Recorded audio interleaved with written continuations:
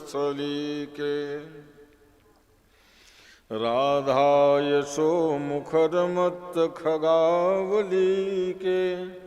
राधा विहार विपिने रमतां मनो में। यत्र यत्र रघुनाथ कीर्तनं तत्र तत्र कृतमस्तकाञ्जलिं।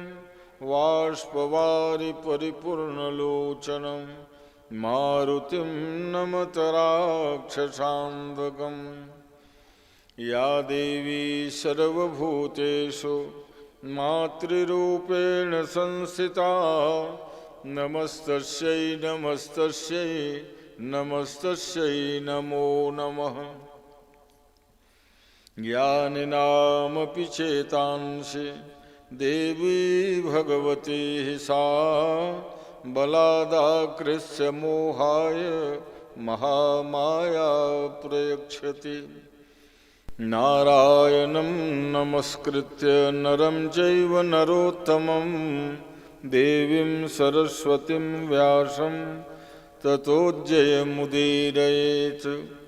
अचतुर्वदनो ब्रह्मा द्विबाहोरपरो हरिः। अभाललोचनः शम्भुर्भगवान् बादरायणः। ओम मंगलमोदमचावति हंसनचावति धावति आवति। काग के ज्ञान की ज्योति जगावती। भाव की बीन बजावती आवती।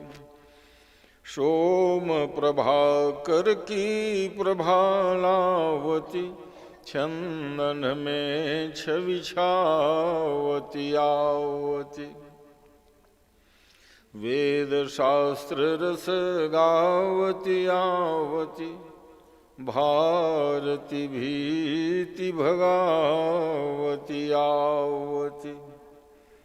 शारदे मातु कृपा करि कंजते। मंजुल काव्य सुधा सरसादे। भावना ऐसी उर में भर दे। सर्वस्व स्वदेश के हेतु लुटा दे। काव्य में ऐसी कला कर दे। रसना रस सिद्धि के स्रोत बहा दे। देश की ऐसी दशा के लिए फिर सिंह के सोए सपूत जगा दे।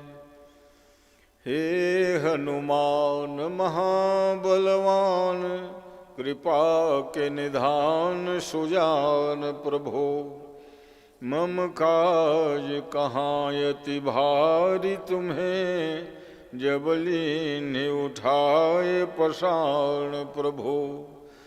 तुम जानत हो सबके जिय की। तेहते नहीं कीन बखान प्रभो। हिय की अभिलाष सुपूरी करो। निज दास प्रमोद ही जानि प्रभो। बोलिए वृंदावन बिहारी लाल की जय। भागवत भगवान की जय। शंकर भगवान की जय। राधा कृष्ण भगवान की जय। बजरंग बली की जय। सत्य सनातन धर्म की जय। धर्म की जय हो। अधर्म का नाश हो। प्राणियों में सद्भावना हो। विश्व का कल्याण हो। गौ माता की जय। धर्म सम्राट पूज्य स्वामी श्री कृपात्री कृपात्री जी महाराज की जय। वेद व्यास भगवान की जय। सुखदेव महामुनि की जय। अपने अपने गुरु माता पिता की जय। पूज्य श्री गढ़भेड़ा बाबा की जय। आज के आनंद की जय। हर हर महादेव। श्री राम जय जय जय राम। श्री राम राम जय राम जय जय राम श्री राम जय जय राम श्री राम जय जय राम सीता राम मनोहर जोरी सीता राम मनोहर जोरी मनोहर जोरी मनोहर जोरी मनोहर जोरी मनोहर जोरी दशरथ नंदन जनक किशोरी दशरथ नंदन जनक किशोरी राधे श्याम मनोहर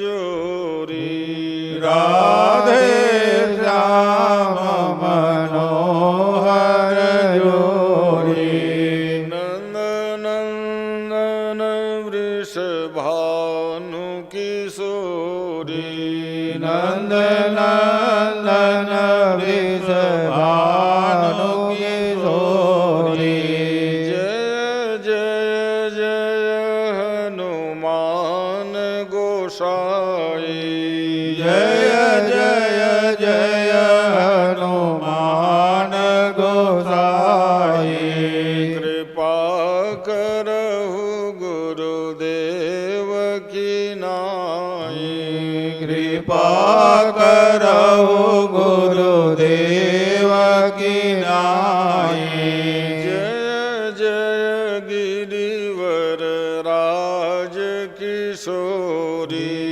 जय जय गिरिवर राज किशोरी जय महेश मुख चंदु चकोरी जय महेश मुख चंदु चकोरी जनक सुता जग जननी जानकी जनक सुता जग जननी जानकी अतिशय प्रिय करुणा निधान की अतिशय प्रिय करुणा निधान की ताके युग पद कमल मनाओ ताके युग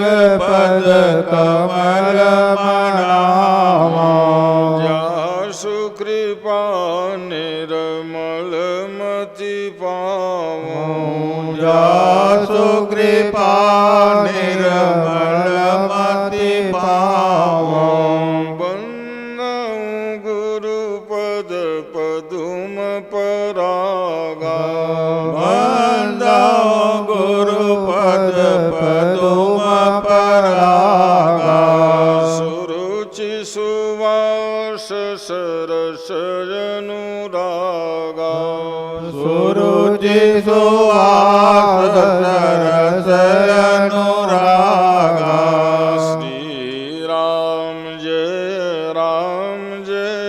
जय राम श्री राम जय जय राम बोलिए भक्तवत्सल भगवान की जय भगवत चरणारविंद के चंचरीक स्वरूप श्रद्धा सुमन लिए पधारे हुए श्रोता बंधुओं, ममतामयी माताओं तथा बहनों, मंगलमय ज्ञान यज्ञ के आयोजक श्री रामेश्वर सिन्हा जी, परमेश्वर सिन्हा, द्वारिका सिन्हा, जितेश्वर, सिद्धेश्वर, पूरा परिवार आप लोगों के स्वागत में अभिनंदन करने के लिए खड़ा है।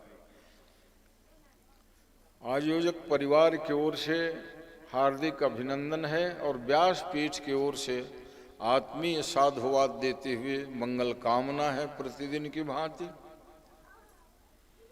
कि सब अच्छा दिखें, सब अच्छा सोचें, सब अच्छा करें। इन्हीं सर्वे भवन्तु सुखिनः के मंगल कामना के साथ भागवती कथा का आज चतुर्थ दिवस है। प्रवचन माला का पंचम पुष्प भगवान बाल मुकुंद जी के चरणों में समर्पित है। आइए अंग्रेजी वर्ष का 26 वर्ष जो है 2026 सब लोगों के लिए जीवन में मंगलमय हो। बहुत पावन पर्व चल रहा है, माघ का महीना, और उसमें भी मकरे के अर्क चल रहा है, कुंभे अर्क तक। और माघ महीना ही पाप को विनष्ट करने के लिए है, इसलिए माघ स्नान की बड़ी महिमा है। माघ में स्नान करो और सत्संग करो, पाप रह ही नहीं जाता। अघ माने पाप, माँ माने नहीं है। माघ पाप फटक ही नहीं सकता।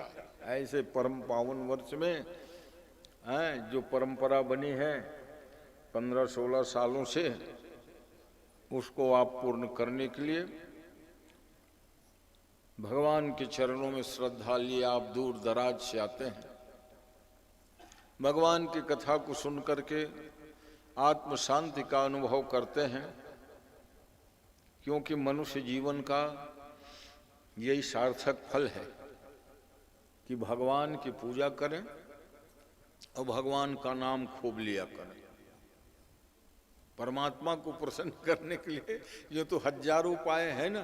कोई अश्वमेध कर रहा है, कोई वाजपेयी कर रहा है, कोई अखंड राम नाम कर रहा है, कोई भागवत कर रहे हैं, कोई यज्ञ कर रहे हैं, मगर दो जो फल है वही मुख्य है।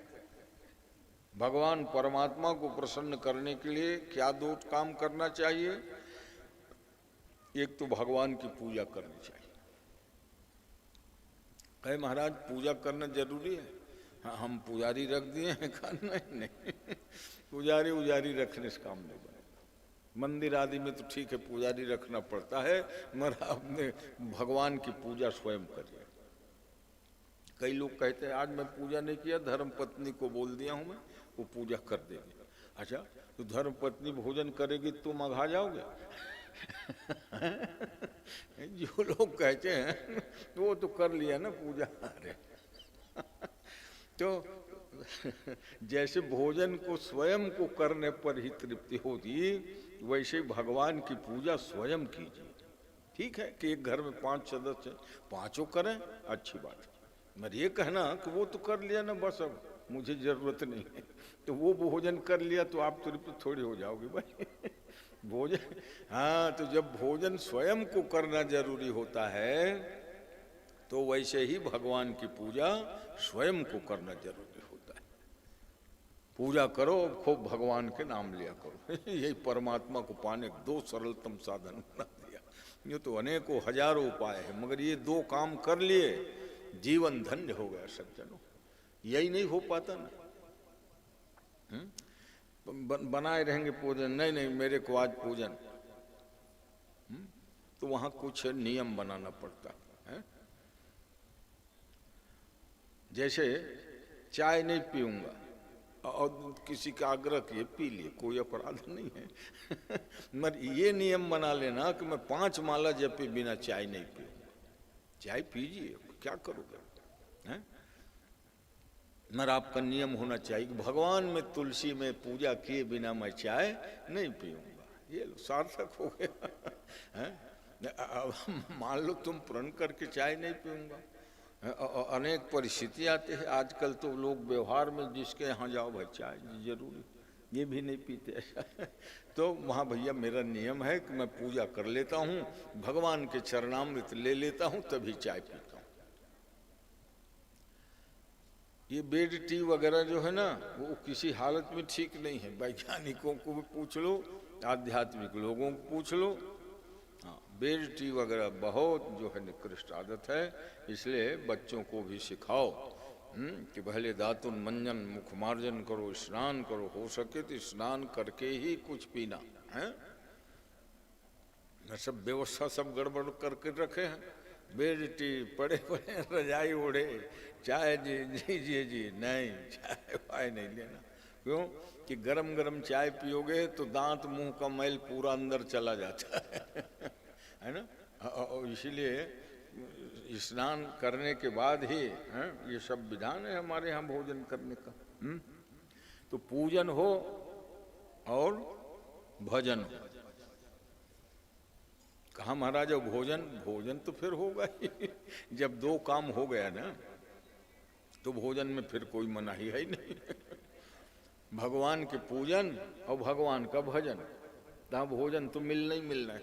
और कई लोग करते हैं भजन ना हो भोजन पहले हो जाए, नहीं तो यहाँ मामला गड़बड़ है भाई। भोजन हो भजन ना, नहीं, भजन हो तो भोजन मिलना ही मिलना है, इसको कोई रोक नहीं सकता। इसलिए आप सब लोग बड़े भाग्यशाली हैं। आइए, कल सायंकालीन वेला में कथा सुन रहे थे। हिरण्यकशिपु अपने आप को ये समझता है कि मैं तीनों लोक के मालिक हूं। मैं प्रहलाद ने कहा था पिताजी आप ठीक है तीनों लोक के शासक हो, मगर शासक के भी परम शासक परमात्मा है। कैसे? आप किसी को पानी अवन्न देने वाले नहीं हो, अन्न पानी जो ना भगवान ही देते हैं सबको ये ख्याल रखना। कोई कितनों बड़ा शासक हो, पानी भगवान ने बनाया है, अवन्न भगवान की ही कृपा से उत्पन्न होता है। हाँ, तो अन्न पानी भोजन जो है ना वो भगवान की ही कृपा से सबको मिलती है। प्रहलाद ने पूछा पिताजी आप तीनों लोग शासक हो, चींटी से लेके हाथी तक को आप खाना देते हो क्या? नहीं देता नहीं आता, वो भगवान ही देते हैं पिताजी, इसलिए उनका भजन कर लो। बस नहीं नहीं सोह सुरारी, सब भूषण भूषित वर नारी। किसी श्रेष्ठ वरांगना को आभूषण तो खूब लाद दो और वस्त्र न पहनाओ तो उसकी शोभा होगी पिताजी। वैसे ही राम विमुख भगवत विमुख प्राणी का संपत्ति प्रभुताई, जाई रही पाई बिनु पाई। धन ऐश्वर्य ज्ञान पाने पर भी अगर भगवान की भक्ति नहीं आई, भगवान का भजन नहीं हुआ, तो अच्छा भगवान का भजन क्यों करना चाहिए भाई? कृतज्ञता ज्ञापन करने के लिए कृतज्ञ बनिए। क्यों कि जिस परमात्मा ने हमको इतनी सुंदर शरीर दिया, कौन कितना सुंदर, देव दुर्लभ है ये मानव शरीर। हाँ, देवताओं के लिए भी दुर्लभ है, मनुष्य जन्म मिला है।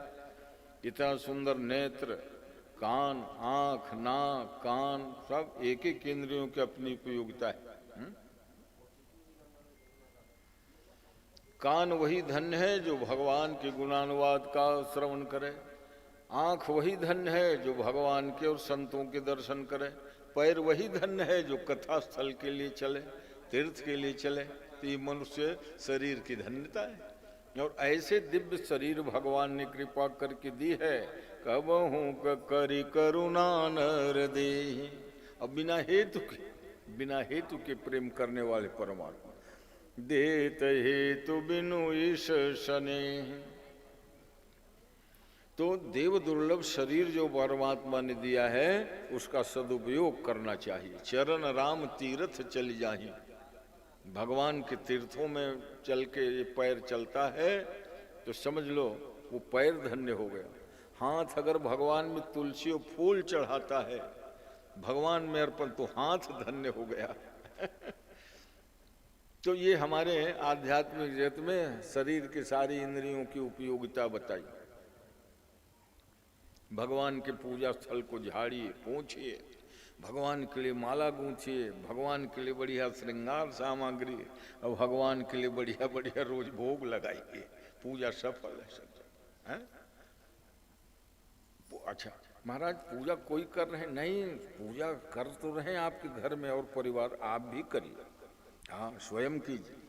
इसलिए मैंने कहा था कि जैसे दूसरे भोजन करने से आपको तृप्ति नहीं मिलेगी, वैसे ही दूसरे पूजा करने से आप उसकी सफलता नहीं मिलेगी। पूजा फल, पूजा स्वयं करनी चाहिए।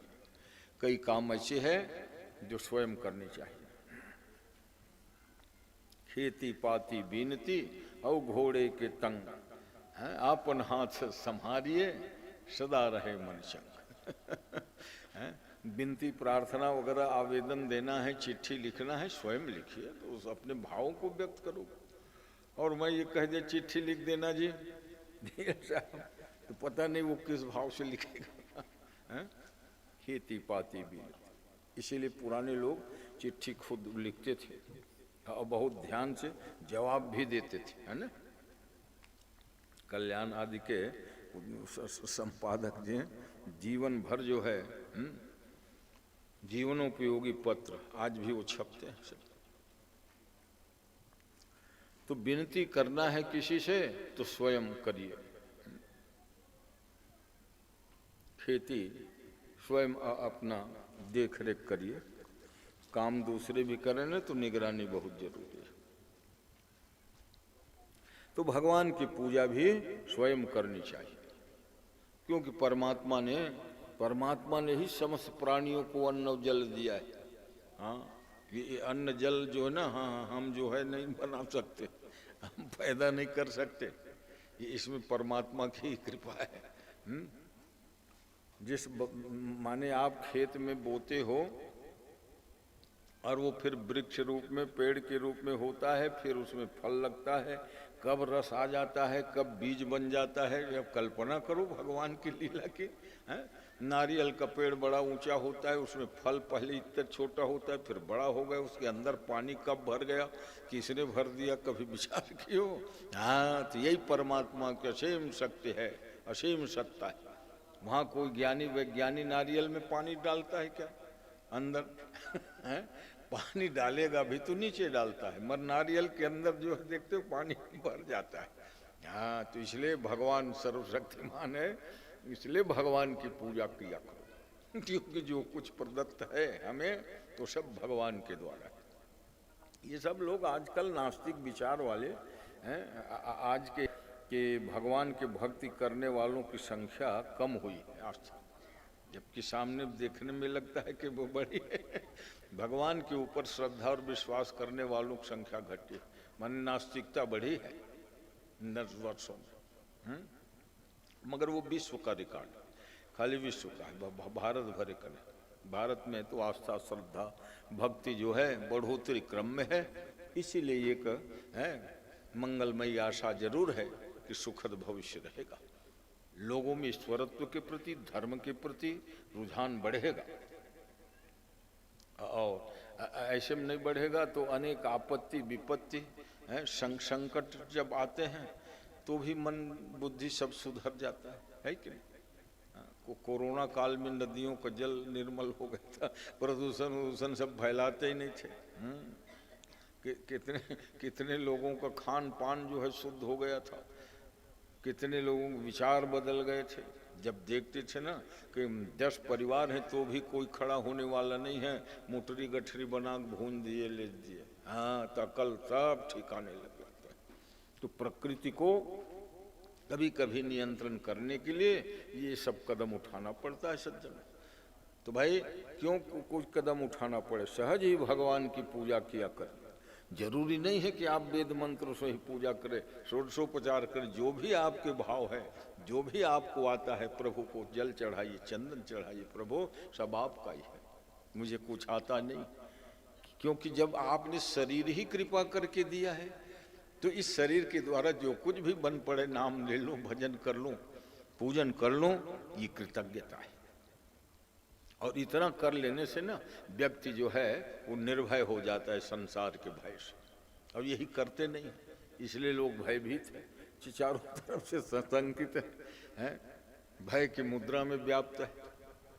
सुखदेव जी महाराज भगवती सुरसरी भागीरथी के तट में विशाल बरगद का झाड़ और उसके नीचे उनका आसन लगा है। बड़े बड़े अमलात्मा ब्रह्मर्षि महर्षि राजर्षि देवर्षि सब सुनने के लिए बैठे हैं। स्वयं सुखदेव जी महाराज के 5 पीढ़ी के पुरखा भी वहाँ विद्यमान थे। सुखदेव जी के पिता व्यास जी प्रत्यक्ष बैठे थे, हैं व्यास जी के पिता पराशर ऋषि भी आए थे, पराशर के पिता शक्ति ऋषि आए थे, शक्ति के पिता वशिष्ठ जी महाराज आए थे, और इन पांचों पीढ़ी के बड़े लोगों ने कहा सुखदेव को ऊंचे आसन में बैठाओ भाई, क्योंकि उनका ज्ञान का आज हम लोगों को उपयोग करना है। हालांकि कोई कहे, पराशर ने कहा मेरा पोता लगता है, व्यास जी ने कहा मेरा बेटा लगता है, तो बेटा लगे, पोता लगे, नाती लगे, अगर ज्ञान में श्रेष्ठ है तो उनका सम्मान करिए, हैं? इसीलिए उनको ऊंचे आसन में बैठाए। राजा परीक्षित, अब संवाद की शैली में है, राजा परीक्षित ने हाथ जोड़ के पूछा कि गुरुजी, आप कल सायंकालीन वेला में कथा सुनाए कि भगवान खंभा फाड़ के आ गए। हाँ आ गए, क्यों कि जितनी दृढ़ निष्ठा रहेगी, है ना। कल ही मैं कह रहा था कि भक्ति मार्ग में यही लाभ है कि भगवान चल के आ जाते हैं भक्तों के पास तो ज्ञान मार्ग में न ज्ञानियों को जाना पड़ेगा भगवान के पास। इसलिए भक्ति सुगम है, स्वतंत्र मार्ग है। भक्ति स्वतंत्र सकल सुख खानी, सारे सुखों की खानी है वो। बिनु सत्संग न पावहि प्राणी कल भी मैंने सत्संग के बारे में कई बातें कही थी, भक्ति और सत्संग दोनों। क्यों तो कहा सत्संग के द्वारा भक्ति सुरक्षित रहती है। सत्संग नहीं करोगे तो भक्ति करते करते अभिमान हो जाएगा कि मैं रोज जो है एक नौहान पारायण पाठ करता हूँ। कई जन कहते हैं ना मैं 21 माला जपता हूँ, कई जन कहते रामायण के मास पारायण करता हूँ। तो करते हो अच्छी बात है, मगर सत्संग किया करो, और नहीं तो भक्ति में भी कर्तृत्व अभिमान आ जाएगा, है? अच्छे सब काम करिए मगर सत्संग करिए, क्योंकि सत्संग से विवेक जागता है और विवेक के जागने से लोग जीवन मुक्त स्थिति में पहुंच जाते हैं। जी जरूर नहीं, संसार में शरीर है मगर वो मुक्त स्वरूप रहते हैं। दुनिया के सारे प्रपंचों से ऊपर उठे भगवान। हाँ, व्यवहार का निर्वाह करते रहिए, क्यों कि व्यवहार का निर्वाह नहीं करोगे अब व्यवहारिक कहलाओ। इसलिए बड़ों का सम्मान करिए, छोटों के प्रति बहुत स्नेह करिए, ये सब जरूरी है ना। और सब में भगवान की भावना कर लीजिए, तब क्या पूछना, आपकी पूजा इसे सफल हो गई। सिया राम मैं सब जग जाने, भैया आप सबको मैं भगवान को देखता हूँ। तो राजा परीक्षित ने वहाँ प्रश्न किया, महाराज सही में खंभा फाड़ के भगवान आए थे? अरे कहा बात ये है, इसमें संदेह क्यों हो रहा है आपको? भाई भगवान को आना था तो ऊपर से भी आ जाते, नीचे से क्योंकि भगवान सर्वत्र है, हरि सर्वत्र गीयते। खंभा फाड़ के क्यों आए? अरे भाई प्रहलाद की बात को सत्य करने के लिए। प्रहलाद ने जो कहा था कि भगवान खंभा में है, इसलिए कवि जो सुंदर 4 पंक्ति लिखा, नरसिंह बसे सब खंभन में, भगवान तो सब खंभा में थे, मर काढ़न को प्रहलाद कहाँ है? प्रकट कराने वाले तो प्रहलाद ही की आवश्यकता पड़ेगी ना भाई। पढ़ने गाने के लिए हम लोग सब कह रहे हैं कि भगवान सब जगह हरि व्यापक सर्वत्र समाना है? मगर जब प्रकट कराने की बात आई, पूछता है हिरण्यकशिपु कस्मात् स्तंभेन दृश्यते, दिखाई क्यों नहीं पड़ते रे प्रहलाद जब तेरे भगवान खंभा में है तो प्रहलाद की भक्ति निष्ठा के कारण ही भगवान को खंभा फाड़ के आना पड़ा। भक्त की निष्ठा जितनी प्रबल होती है ना, उतने ही भगवान के। संत रविदास के कठौती में गंगा का दर्शन होता था। और कहते हैं उस समय के जो सिद्ध मत्स्येंद्रनाथ रविदास से मिलने गए तो उन्होंने सहज ही वही कठौता का पानी, ले चरणामृत, भाव वेश में थे रविदास, ले चरणामृत। तो सोच में पड़ गए कि कैसे मैं इसको चरणामृत मिल जानी थे। बाद में फिर वो दौड़ के आए और कबीरदास जी की जो बेटी थी ना कमली बाई हैं, वो कमली बाई उसको पी गई थी। कहा महाराज मेरे चरणामृत, अरे वो तो अब कमली बाई के हिस्से में चला गया, आपके लिए कहाँ चरणामृत, आपने तो कठौती के जल मिला था। तो ये सिद्ध महापुरुषों के अनेक जो गाथाएं हैं और उसके लिए भक्तमाल पढ़ना चाहिए, है ना। भक्तमाल में जैसे रामायण आदि ग्रंथ है ना, तो ऐसे भक्तमाल ग्रंथ है, समस्त भक्तों की जीवन चरित्र जो है उसमें विस्तृत पाओगे। तो उनमें ये सब कथा आती है, रविदास जी, कमलीबाई, कबीरदास, सूरदास, है ना, तब तो मालूम ठीक ठीक पड़ेगा भाई। और फिर प्रमाणित ग्रंथ है भक्तमाल। भक्तमाल ग्रंथ छोटा भी है बड़ा भी है, और फिर उसके टीकाकार भी हुए हैं। तो सज्जनों, भगवान की भक्ति करने में जो सुख है वो और कहीं है नहीं। इसीलिए प्रहलाद ने कहा था खम्भा से प्रकट हुए भगवान, भगवान बसे सब खम्भन में, पर काढ़न को प्रहलाद कहाँ है।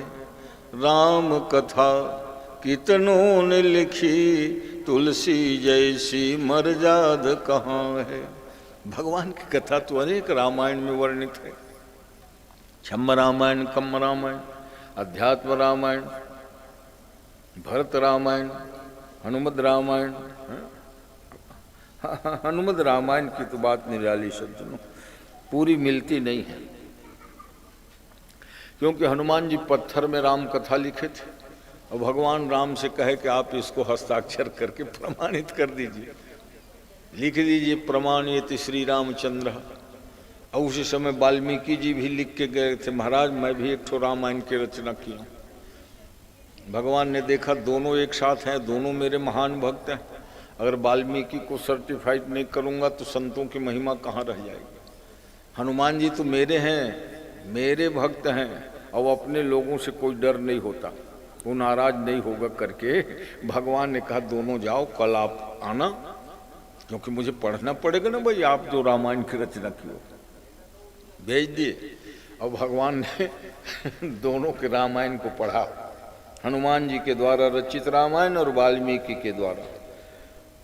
कलम उठाया कि इसमें हस्ताक्षर करूं, कहा हनुमान जी तो मेरे अपने हो, नाराज नहीं होंगे, और वाल्मीकि जी का उसकी महिमा, एक संत की महिमा को सुरक्षित बचाना, क्योंकि भगवंत संत के है ना हितकारी हैं, इसलिए भगवान ने प्रमाणित श्री रामचंद्र, रामचंद्र जी वाल्मीकि रामायण को प्रमाणित कर दिए। अब हनुमान जी दूसरे दिन गए, देखा हस्ताक्षर दस्तखत किए होंगे भगवान, बड़ा भारी लंबा फरस में लिखे थे, नख में खुदाई कर करके लिखे थे भाई मेहनत से। भगवान ने हस्ताक्षर नहीं किया, बेकार मेहनत किया करके उठाया, वो शिलालेख में जो रामायण लिखे थे समुद्र में फेंक दिए, और समुद्र में फेंक दिए तो भगवान राम ने कहा हनुमान ये क्या किया तुमने। कहा महाराज जिसको आप नहीं अपनाए उसके लिए मेरा बेकार। तो भगवान की आज्ञा हुई सब लोगों को, भैया देखो ढूंढो, तो वो तो टुकड़े टुकड़े सब हो गए थे ना, फर्श में था।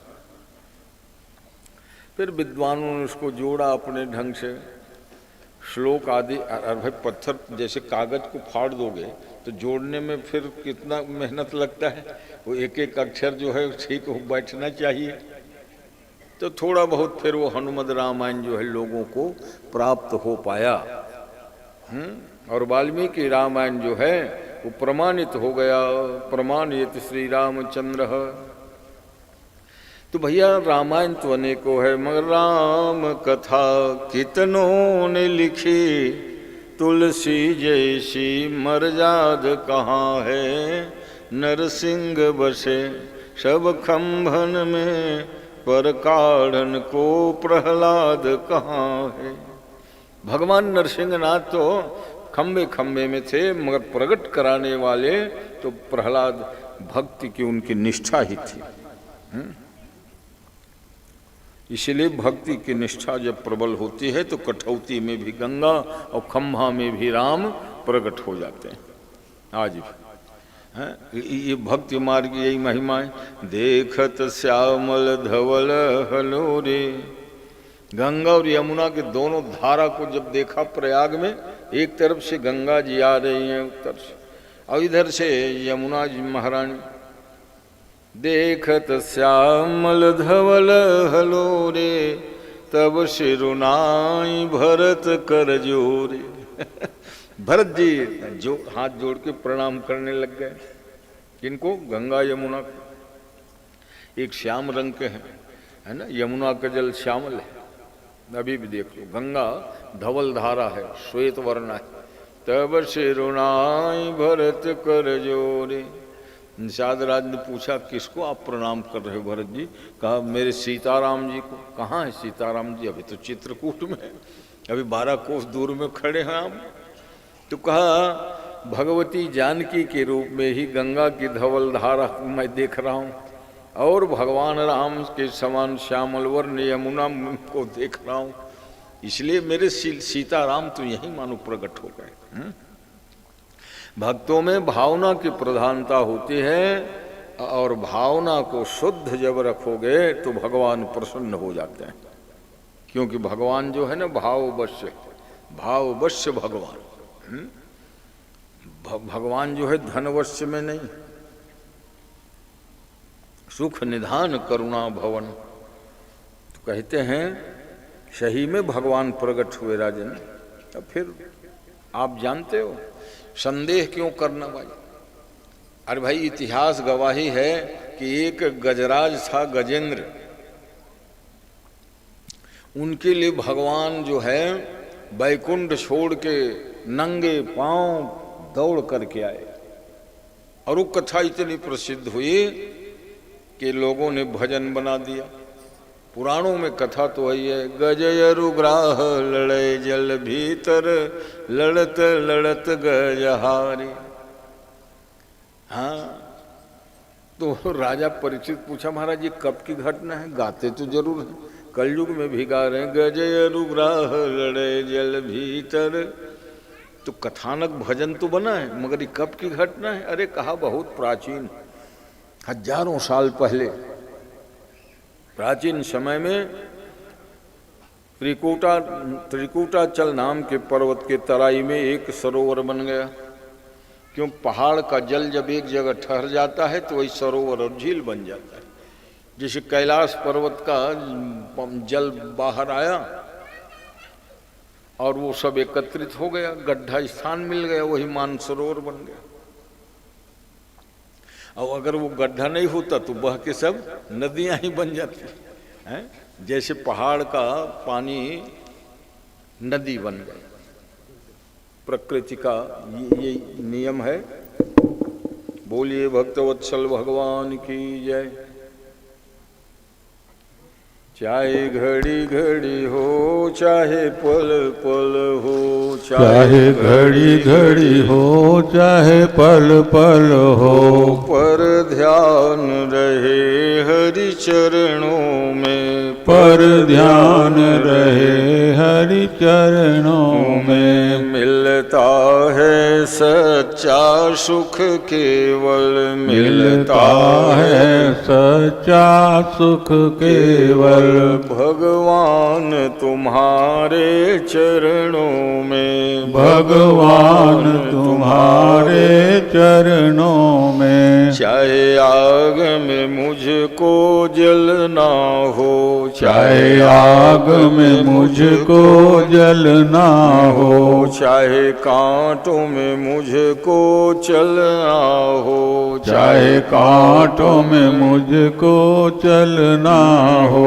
चाहे फूलों में मुझको चलना हो, चाहे फूलों में मुझको चलना हो, पर ध्यान रहे हरि चरणों में, पर ध्यान रहे हरि हरि चरणों में। चाहे घड़ी घड़ी हो चाहे पल पल हो, चाहे घड़ी घड़ी हो चाहे पल पल हो, पर ध्यान रहे हरि चरणों में। पर ध्यान रहे हरि चरणों में। बोलिए वत्सल भगवान की जय।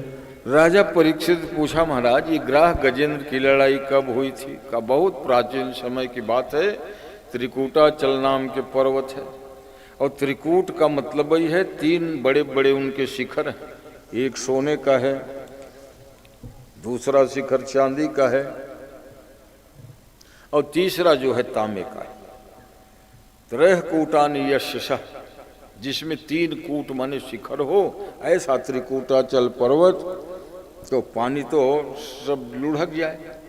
अब सोना चांदी के शिखर है, जमीन धरती हो तो पानी सोखता है ना। इसलिए त्रिकूट पर्वत के तराई में बड़ा भारी सरोवर बन गया,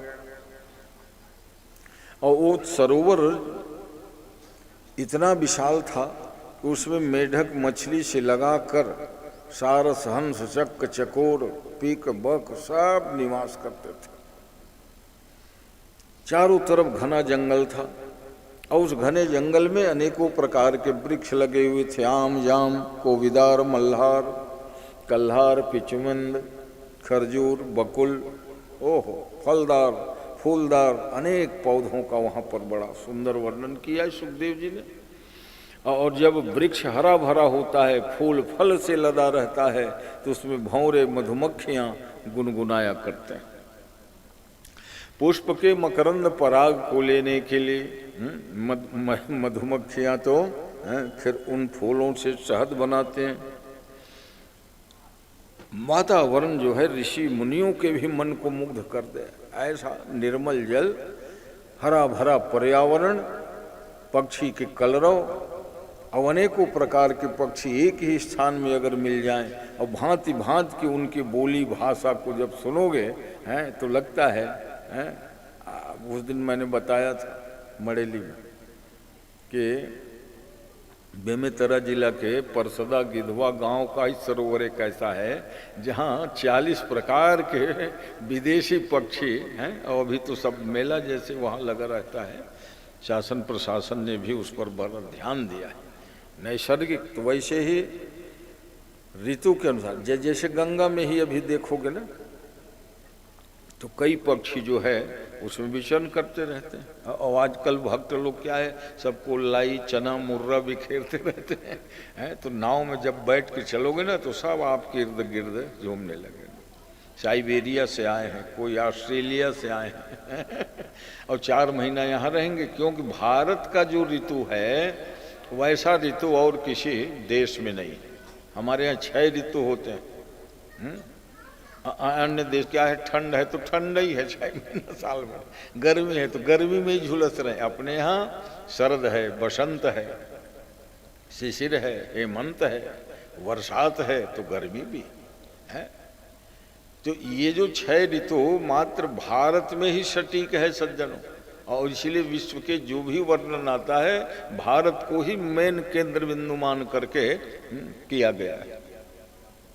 तो कई देश ऐसे हैं जहाँ 12 महीना बर्फ जमा रहता है, बर्फ जमा रहता है, वो तो पानी ही उपलब्ध नहीं, पानी ही जम गया है।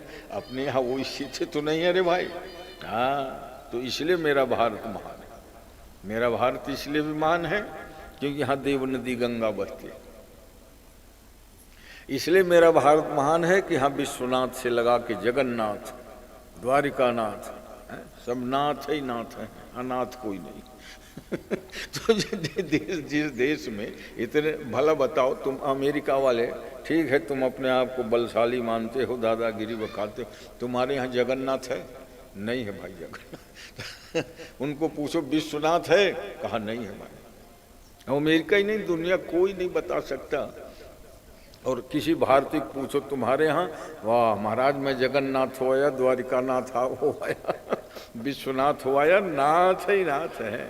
तब भला बताओ जो सुख भारतीयों को है अपने भगवान के विविध रूप में दर्शन करने का, वो और सब लोगों को मिल सकता है क्या? इसलिए आपके इष्ट देवता को भी हो, भगवान के दर्शन किसी तीर्थ में जाओ तो यही समझ लो कि भगवान मेरे ही इष्ट देवता का स्वरूप है। भगवान नरसिंहनाथ विराजित हैं, वहां जाओ, कल्पना करो प्रहलाद के कहने पर ये भगवान प्रकट हुए थे, मगर आज हमको आपको भी दर्शन दे रहे हैं। नरसिंहनाथ कल ही बताया था, कई जगह नरसिंहनाथ का छोटे बड़े मंदिर है, जिसमें प्रसिद्ध 4 मैंने बताया था। एक तो छत्तीसगढ़ उड़ीसा का बॉर्डर है बिल्कुल, खरियार रोड से 50 किलोमीटर में नरसिंहनाथ, बहुत सटीक। और विशाखापट्टनम से ज़्यादा नहीं, 20 किलोमीटर जाओगे, बस बढ़िया पहाड़, और उसमें फिर नरसिंहनाथ जी का विशाल मंदिर दक्षिण भारत शैली में बना हुआ है, क्योंकि मंदिरों का निर्माण भी ना भिन्न भिन्न है ना शैली से बनता है। उड़ीसा की शैली अलग है, दक्षिण भारत वाले देखते हो गोपुरम में दरवाजे में ही विशाल होता है, और मध्य स्थान में देखते हो मंदिर का बढ़िया शिखर गुंबद आदि, तो उनके भी सब भेद हैं और सब अच्छे ही हैं। सब जो है विभिन्न शास्त्र, क्योंकि अनंत शास्त्रम बहुलाश्य विद्या, किसी बात पर लड़ने भी बात नहीं है, शास्त्र अनंत है रे भाई, है। किसी ने अगर किस ढंग से बनाया, इस ढंग से बना, सबका सम्मान करना चाहिए। क्यों कि मेरे भगवान का ही विविध स्वरूप है, भगवान का ही अनेकों अवतार है, अनेकों रूप है, अनेकों। अब तिरुपति बालाजी के कहते हैं बाल अभी भी वही ओरिजिनल है। अब भला बताओ, विष्णु तिरुपति बालाजी के इसीलिए भगवान को प्रसन्न करने के लिए जो भी जाते हैं अपना बाल वहाँ अर्पण करते हैं। कोई ही बिरला होगा कि तिरुपति बालाजी जाके मुड़ ना मुड़ावे। हाँ, वहाँ तो लेडीज जेंट्स सब माने मुंडन होते हैं। हालांकि ऐसा नहीं है, माताओं को और साध खास करके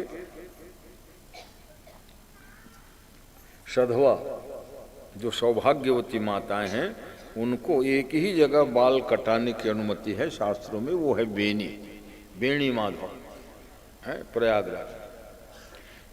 जैसे विधवा वगैरह माताएं जाके मुंडन हो जाती हैं गंगा आदि में, हम अपने सब पाप मल आदि को सब दूर कर डाले मुंडन हो के भाई हैं, मगर सौभाग्यवती माताएं कहीं मुंडन ना हो, एक ही जगह है, तो वहाँ बस इतना छोटे से कटवाते हैं, छोटे से कटा के, नाम ही बेणी माधव है भगवान।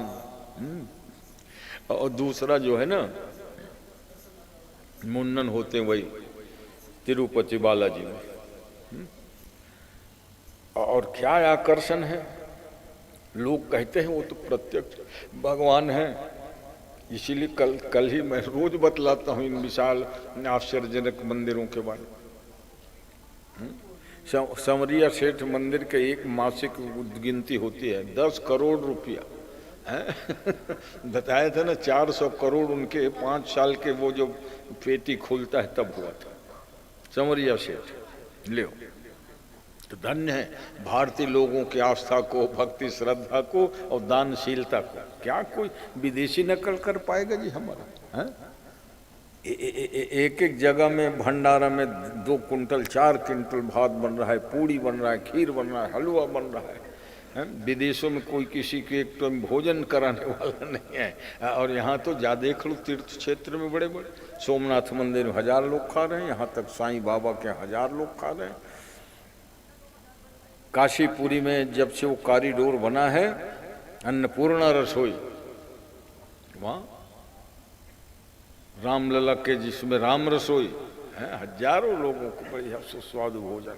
हाँ, मगर ये है, ये मत समझना कि भंडारा खाना कोई बढ़िया होता होगा विचार भंडारा वो खावे जो साधु संत है, विरक्त है, सचमुच में जिनका कोई ठिकाना नहीं। और बाकी सब लोग कहा आप भंडारा खाते हो तीर्थों में। अब समारोह वगैरह में जाओगे भोजन भंडारा तो करना पड़ेगा, तीर्थों में ना फ्री में मत खाओ, वहाँ जरूर जो है डालिए हैं उनकी जो पेटी है। कई प्रकार के लोग होते हैं, कई जन के क्या करना है, देखो भंडारा तो फ्री में, या तो भंडारा फ्री साधु संतों के लिए है, दीनहीन अनाथों के लिए है, तुम समर्थवान हो, इसलिए उसमें डर डालिए। करणी माता के मंदिर है, और करणी माता के मंदिर में वो चूहा के माने बहुत महत्व है ना। करणी में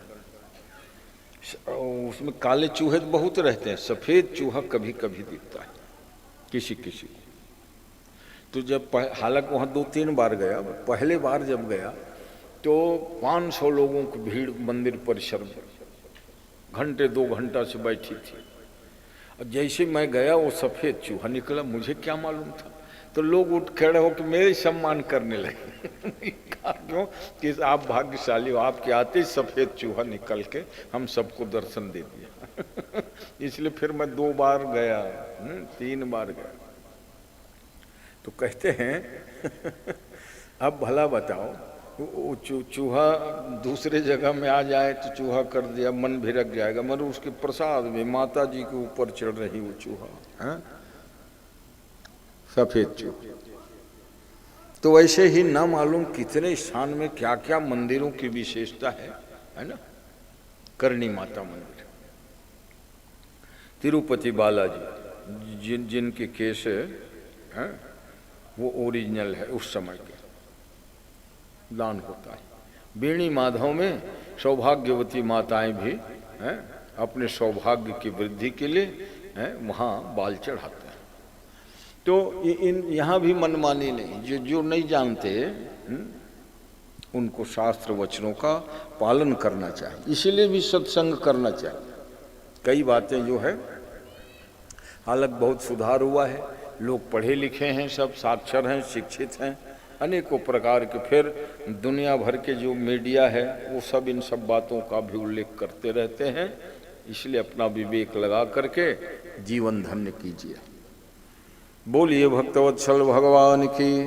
बड़ा सुंदर मनोरम वातावरण, त्रिकूटाचल पर्वत के तराई में सरोवर था और घने जंगल में ब्रेक, 12 ओष्ठ, जितने सब बनचर प्राणी वो भी थे, लोमड़ी से लगा के हाथी तक। शेर भरे नहीं था उस जंगल में, कहते शेर इसलिए नहीं था क्योंकि मतवाला हाथी के मदगंध इतना तीक्ष्ण था, उस मदगंध के सूंघ के बाद शेर जो है दूसरे जंगल में भाग गए थे। वहाँ कोई शेर नहीं था, मतलब जब हिंसक प्राणी नहीं है तो सब जो है निर्भय होकर निवास करते थे।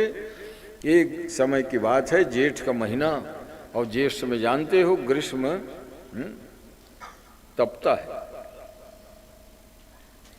तो भारत में बैसाख ज्येष्ठ को ग्रीष्म ऋतु कहा गया है। उसके पहले बसंत आता है, बसंत के बाद फिर ग्रीष्म, और ग्रीष्म के बाद में फिर वर्षा ऋतु। तो 6 ऋतु जो है क्रमशः यही घटित होता है, और ऋतु के अनुसार वातावरण पर्यावरण जो है बनता है, ठंड गर्मी आदि। तो गर्मी के मारे हाथी पीड़ित था। वो गजराज अपने परिवार के सैकड़ों के परिवार झुंड झुंड रहते हैं हाथी, है ना। 10-20 वाले झुंड तो यहाँ आते रहते छत्तीसगढ़ में। मगर ऐसा है धमतरी, महासमुंद, ऐसा मैदानी इलाका, रायपुर, दुर्ग आदि जो है ना, वो मैदानी इलाका से सुरक्षित है। अन्य जगह देख लो, हाथी ने घर तोड़ दिया, फलाना वृद्धा को कुचल दिए, क्योंकि ज़्यादा छेड़छाड़ हो गए ना। जंगल में भी हमारा पहाड़ को तोड़ रहे दिन रात, कोलाहल है, तो आखिर वो जीव जंतु जाएगा। जैसे बंदर लोग पहले जंगलों में बगीचा में रहते थे, जंगल बगीचा आदि सब खा डाली, इसलिए आपको परेशान करते हैं गाँव में, शहरों में, है कि नहीं। तो वैसे इसीलिए प्राकृतिक पशु पक्षियों को भी प्रकृति अनुसार जो है उनको करो। सबसे ज़्यादा समझ रहे, माने कुत्ते के मामले को सुप्रीम कोर्ट में कई बार जो है याचिका लगानी पड़ी, तो सुप्रीम कोर्ट फटकार लगाती है निगम वालों को, पालिका वालों, क्यों नहीं तो क्या करें भाई, कुत्ते इतने बढ़ गए हैं, कुत्ते काटने से ही 1000 लोग मर जाते हैं। अच्छा, जो शौक से अपना पालन करते हैं, वो तो ठीक है, अपने घरों में रखें। अब बाहरी वो एक समस्या है, 8-8, 10-10 उनके लिए जो है बड़े बड़े घेरा बनाओ, सब करो, हैं? परिणाम क्या हुआ? 1000 कुत्ता एक ही निगम ने मार दिया, इंजेक्शन लगा। फिर एक्शन लेना पड़ा सुप्रीम कोर्ट, क्यों? तुमको हमने मारने को कहा था। अब भला बताओ, गाय पालन, गाय चराने के तो टाइम नहीं है, अब कुत्ता चरावे, कुत्ता पालें तो तब का होगा? वन्य जीव को फिर खूंखार हो गए हो भाई। यहाँ तक के सनातन धर्म में तो ठीक है, गाय के लिए पहले रोटी निकालो, कुत्ता के लिए बाद वाला रोटी निकालो। लोग निकाल ही नहीं रहे तो क्या करें? वो भूखे कुत्ते किसी के ऊपर आक्रमण कर देते हैं, चढ़ाई कर देते हैं। तो भैया ये सब समस्या आदि पर भी सब विचार करो, खाली सब बात सुप्रीम कोर्ट करे या शासन ही करे, ऐसा थोड़ी भाई, हैं? अब क्या करेगा? आप ही लोगों को कहेगा, हैं? और भारतीय संस्कृति में ऑटोमेटिक प्राणी मात्र के ऊपर अहिंसा के भाव थे, सबका पालन पोषण होता था। मगर लोगों की प्रवृत्ति भी ऐसी बदल गई है। अभी जो पशु की जनगणना हुआ है, पशुओं की जनगणना जो गाय भैंस बैला भैंसा होता था उसकी संख्या घटी है, और मुर्गी बकरा सूअर आदि की संख्या दोगुना बढ़ी है। ये 10 साल का रिकॉर्ड बताओ, तो ये विचार नहीं है कि नहीं?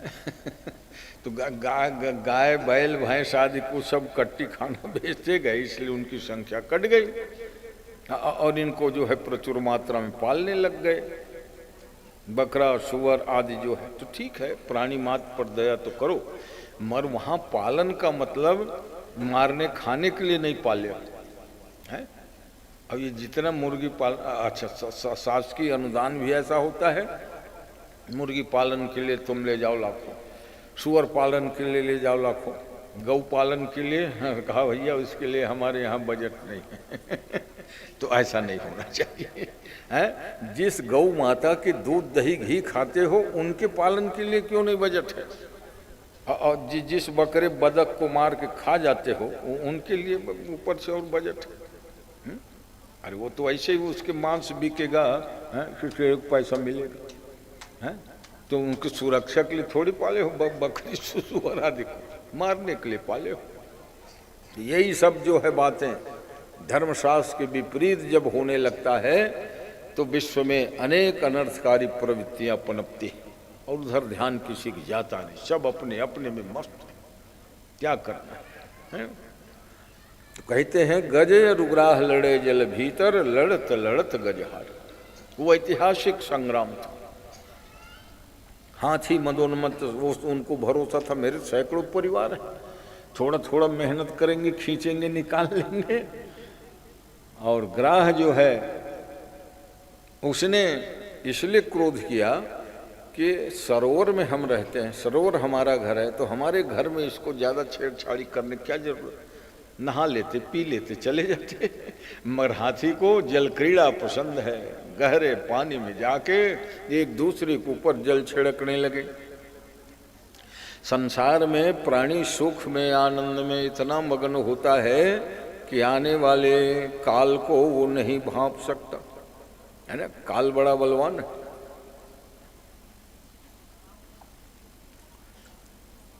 इसलिए चाहे वो रावण हो कि महाराज बलि हो, सहस बाहु दस बदन आदि नृप, हम तो 2 भुजा वाले हैं, सहस्त्र बाहु नाम के राजा, 20 भुजा वाले रावण हुए। सहस बाहु दस बदन आदि नृप, भये न काल बलीते, मन पछितई हैं अवसर बीते। अवसर मिला है भगवान के भजन करने, मनुष्य जन्माने भगवान को भजन करने का ही ये जीवन है सज्जनों। ज़्यादा भोग विलास में ही मस्त मत रहो, नशा पानी करने के लिए मनुष्य जन्म नहीं है, कि इसलिए जन्म भजन करने के लिए। और भजन कर लिया तो बेड़ा पार है। बता रहे कवि, मन पछितई हैं अवसर बीते। ये जो शुभ अवसर मिला है मनुष्य जन्म, उसमें अगर भजन नहीं कर पाओगे तो बाद में पछताना ही पड़ेगा। क्यों कि सहस बाहु दस बदन आदि नृप, एक से एक बलवान राजा हुए, सहस्र बाहु हुए, रावण हुए, मगर काल से बलवान नहीं हुए। बलवान तो थे लोग, काल से बलवान नहीं हुए कोई। मोर मोर धन धाम संवारे, जीवन भर मेरा है मेरा है, बटोरते रहे संवारते रहे। अवंत चले उठी रीते, अंतिम क्षण में रीते माने खाली जाना पड़ता है। इसलिए मन पछितई हैं अवसर बीते। ये जो हमको शुभ अवसर मिला है परमात्मा के भजन करने का है, और परमात्मा का भजन व्यापक अर्थ में दीन दुखियों की सेवा करो, गरीबों की सेवा करो, माता पिता की सेवा करो, ये सब भगवान की ही सेवा है, समझ लेना। भगवान के सेवा का मतलब ये नहीं कि खाली अपने ही मूर्ति। फिर भगवान की जो सेवा करते हो, कई लोग कहते हैं वहाँ की मूर्ति बहुत बढ़िया है। मूर्ति वूर्ति मैं नहीं है, वो भगवान ही है। अक्सर लोग क्या देते हैं मूर्ति, मूर्ति कब तक है, वो दुकान में है, बाजार में है, तब तक वो मूर्ति है, प्रतिमा है। भगवान के जब वैदिक मंत्रों द्वारा प्रतिष्ठा हो गई तो मेरे भगवान है, कोई भी मंदिर का। इसलिए भगवान की प्राण प्रतिष्ठा। मूर्ति कब तक है, जब वो दुकानों में सजा के रखे गए हैं बेचने के लिए, अब इसीलिए उनके सब संस्कार होते हैं, प्राण प्रतिष्ठा विधि से होती है, तो तब फिर उसको मूर्ति उर्ति मत कहा करो। भगवान है मेरे, चाहे राम जी, कृष्ण जी, हनुमान जी, सब भगवान ही है, वो प्रत्यक्ष है। ये जो लोग कहते हैं मूर्ति पूजा, अरे मूर्ति की पूजा थोड़ी करते हैं भाई, सनातन धर्मी भगवान की पूजा करते हैं। ये तुम लोगों को भ्रम है। मूर्ति पूजक और मूर्ति पूजा के नहीं करने वाले दो लोगों को बांटने का प्रयास करते हैं। कहीं देखो बस समाज में फूट डाल दो, लड़ा दो, हैं, अपना मतलब सिद्ध करो। अरे मूर्ति नहीं, भगवान की पूजा करते सनातन हिंदू लोग। जो क्यों कि मंदिरों में जो भगवान है वो प्राण प्रतिष्ठित है। बाजार, अच्छा दुकान में बाजार में एक से एक मूर्ति मारे, कोनो खरारती पूजा करल जाता का काबर की वो भले अभी मूर्ति है, तो तुम्हार मंदिर मांगे घर प्रतिष्ठित हो गए तो भगवान है। ऐसी भावना रखनी चाहिए। तो गजय रुग्राह लड़े जल भीतर, जल के अंदर लड़ाई चल रही थी, लड़त लड़त गज हारे, गजेंद्र ने हार मान लिया। क्यों? वो गहराई में ही जाते गए, घुटना भर पानी में पहले, फिर पेट भर हुआ, छाती भर हुआ, कंठ सूंड भरे बचा है। अच्छा, अन्य हाथी लोग प्रयास तो किए, एक सूंड पूंछ लगा के चैनिंग करके खींच लेते हैं इनको, मगर वो प्रबल था ना ग्राह, इसलिए वहाँ सुखदेव जी बड़े तन्मय होकर सारी कथा को गाए हैं ना। समाधि भाषा का प्रयोग जरूर करते थे। जब देखा कि समय हो गया है तो कहते हैं जीवात्मा रूपी गजराज, ये हम आप जीव ही गजेंद्र हैं, कम नहीं है। अपने पत्नी पुत्र परिवार सहित मगन संसार में क्रीड़ा कर रहे हैं। संसार ही एक सरोवर है और संसार सरोवर में ये जीवात्मा रूपी गजराज क्रीड़ा कर रहा है। मोह रूपी ग्राह ने पैर पकड़ लिया, अब अपना बल ताकत काम नहीं आया, नहीं छूट सके, तब भगवान को ही पुकारना पड़ा गजेंद्र को। जबकि एक हाथी में 60 पहलवान का बल होता है। एक हाथी में कितना बल होता है तो का 60 जवान व्यक्ति के, जवान व्यक्ति माने 30-35 साल का, 60 आदमी का एक हाथी में बल होता है। और वैसे 60 हाथी का बल एक ऐरावत हाथी में होता है। अब ऐरावत हाथी देवराज इंद्र के हाथी का नाम है। और 60 ऐरावत हाथी में कितना बल होगा उतना देवराज इंद्र के कनिष्ठा उंगली में होता है। तो पूरा इंद्र कितना बलवान होगा, वैसे वैसे 60 इंद्र जितना बल हनुमान जी की कनिष्ठ उंगली में।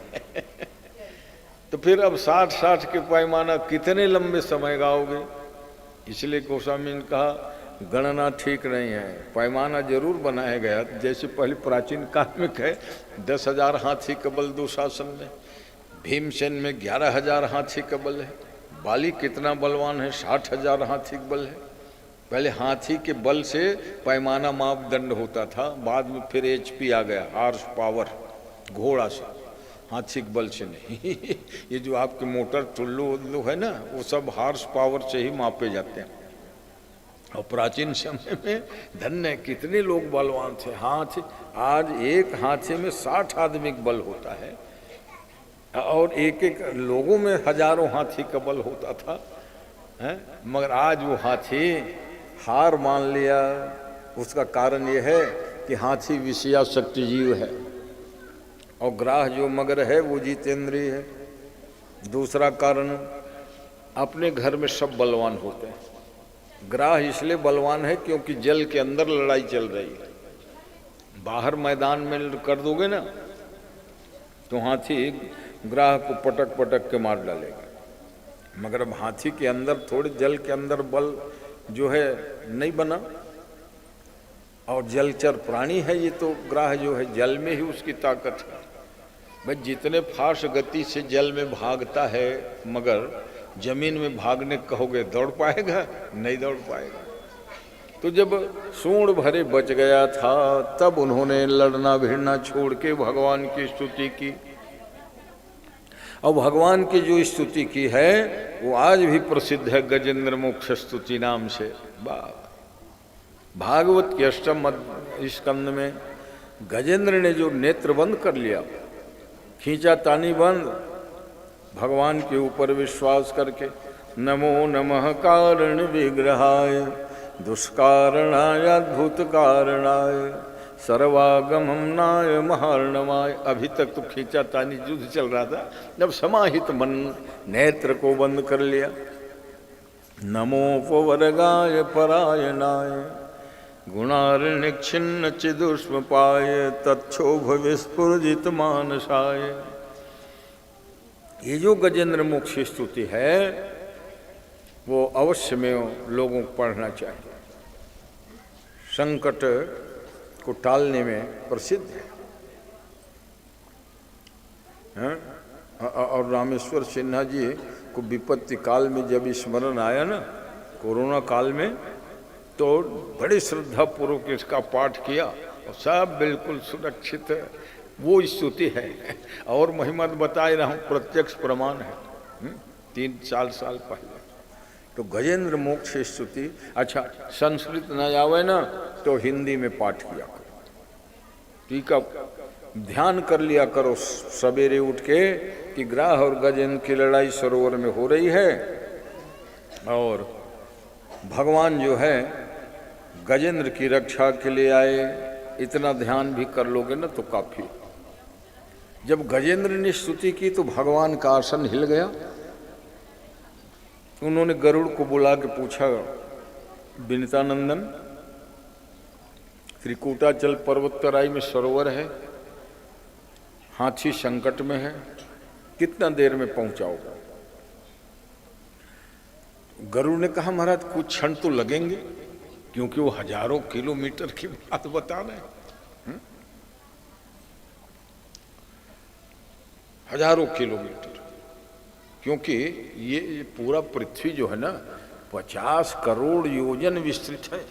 हाँ, इसलिए सबको जानना चाहिए मेरे देश के माने कितनी लंबाई चौड़ाई है, प्रदेश की कितनी है, फिर जिला कितनी, तभी तो भूगोल सार्थक होगा।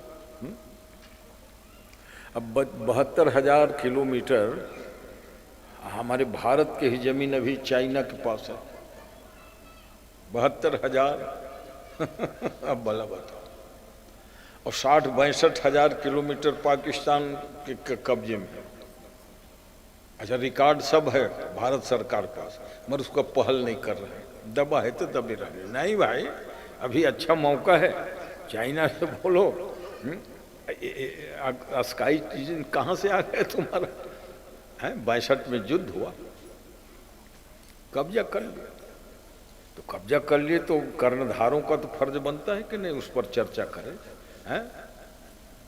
अपनी मांग जो है रखे, नहीं करते। हाँ, शासन बदलते रहता है मगर कोई मांग वांग करने के चिंता नहीं। ये बात पड़ जाती है तो व्यासपीठ को बोलना पड़ता है।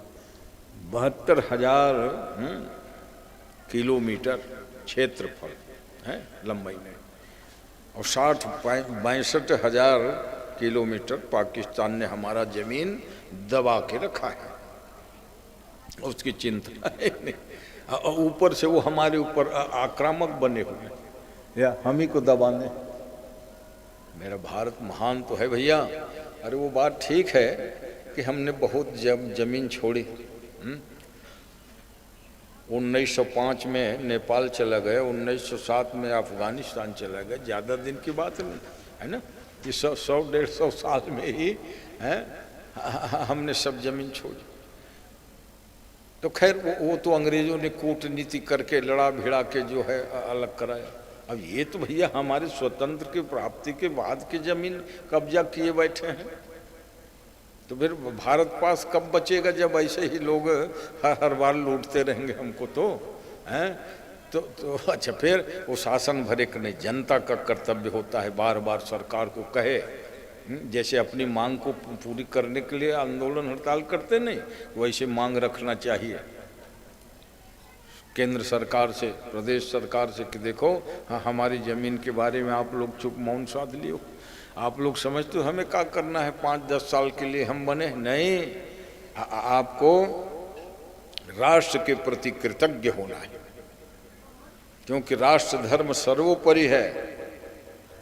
जब भारत राष्ट्र ही सुरक्षित नहीं होगा तो न संसद सुरक्षित रहेंगे, न कोई राज्य, न कोई व्यक्ति, न कोई नेता। इतना जिस दिन ज्ञान हो जाए कि राष्ट्र सर्वोपरि है, और फिर उत्तम मौका देख करके ही बात होनी चाहिए। अच्छा, ये सब बात बुद्धिजीवी लोग भी जानते हैं, मगर उनको क्या करना है, दबाएं है तो दबाएं हैं। महाराज जी तो ही हैं बोलने के लिए भैया बोलने के लिए हम है ही हैं, मगर हमारे पास कोई आवर पावर हो तब न भाई। तो जिनके पास पावर है उनको हम कहा करते हैं। अरे 1 एकड़ जमीन कोई फ्री देता है क्या है? 72,000 किलोमीटर वर्ग के बैठ गए, फ्री में मिल गए। 62,000 किलोमीटर में ये पड़ोसी बैठे ये, अब ये पड़ोसी कहलाते हैं। ले अब यही पड़ोसी धर्म है, किसी पूंजी को चपलना दबाना।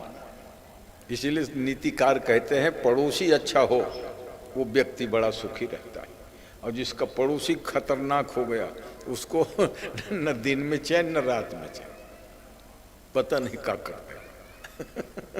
पड़ोसी अच्छे होते हैं तो देखते हो भैया हम जा रहे हैं 15 दिन के लिए बद्रीनाथ केदारनाथ, अब घर में रखवाले के लिए परिवार को रोकेंगे तो कैसे बनेगा, सबको जाना है। तो पड़ोसी कहता है महाराज चिंता मत कर, मैं अपन घर में नहीं तो रंगनम सूती हूँ एक गाड़ी उठा के कोई नहीं ले जाता है कि नहीं। आज इतना विश्वास कब पड़ोसी अच्छा है तब। अब पड़ोसी गड़बड़ है तब 2 घंटे के लिए भी हम शामिल होने जाते हैं, अलमारी साफ कर देते हैं आए दिन घटना देखते हो। हाँ तो ये तो कुछ हम लोगों का भारतवासियों का है दोष रहा होगा जो ऐसे खतरनाक पड़ोसी हमको मिले। जो कल तक अपने ही थे, पड़ोसी तो बाद में बने, अपने ही भाई हैं। पाकिस्तान बांग्ला कोई दूसरे हैं क्या, अपने लोग हैं, मगर खतरा होगा है।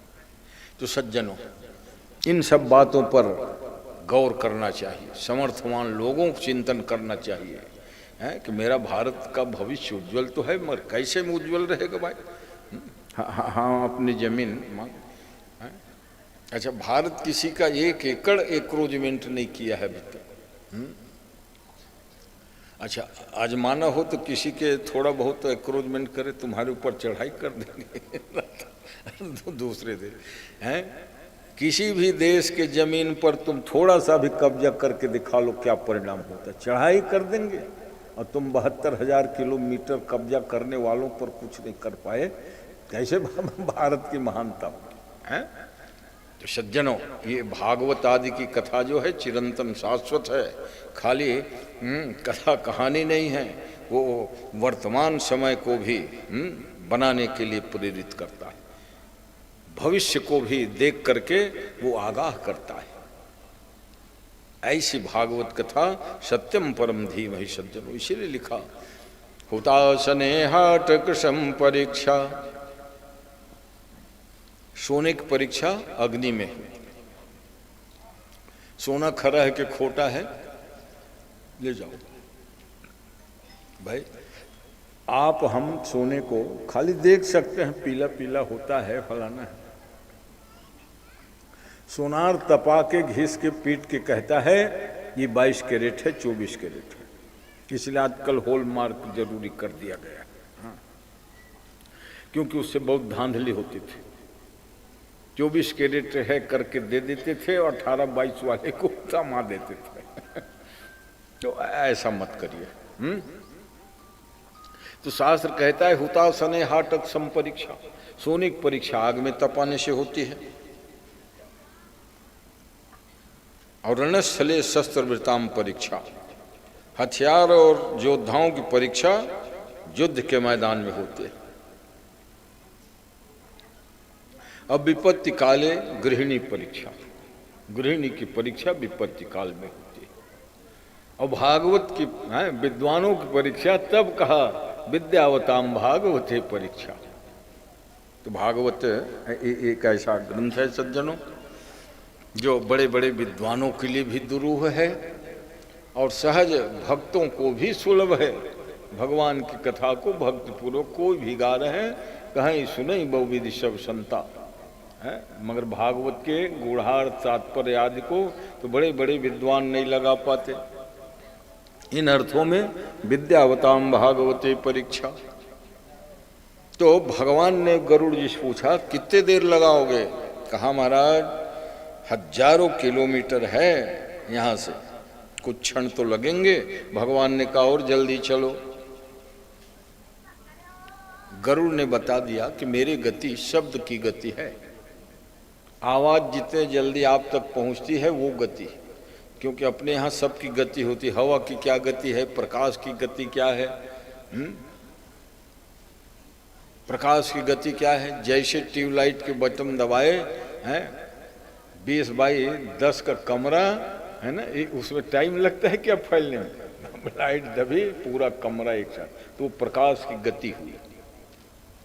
वायु की गति भिन्न भिन्न होता है। जब आंधी तूफान चलते हैं तो 200-300 किलोमीटर हो जाता है, सामान्यतः 40 किलोमीटर प्रति घंटा रहती है। तो सबकी गति होती है वायु की गति। तो वैसे गरुड़ की गति क्या है? छंद शब्दमय गति है। भगवान ने कहा इससे तो भैया गड़बड़ होगा, हाथी की सूंड भर है, कब डूबेगा, मर जाएगा, और तेज चलो गरुड़। तो कहा नहीं महाराज, ये मेरे अब पावर से बाहर की बात है। भगवान ने कहा मन की गति से चलो ना।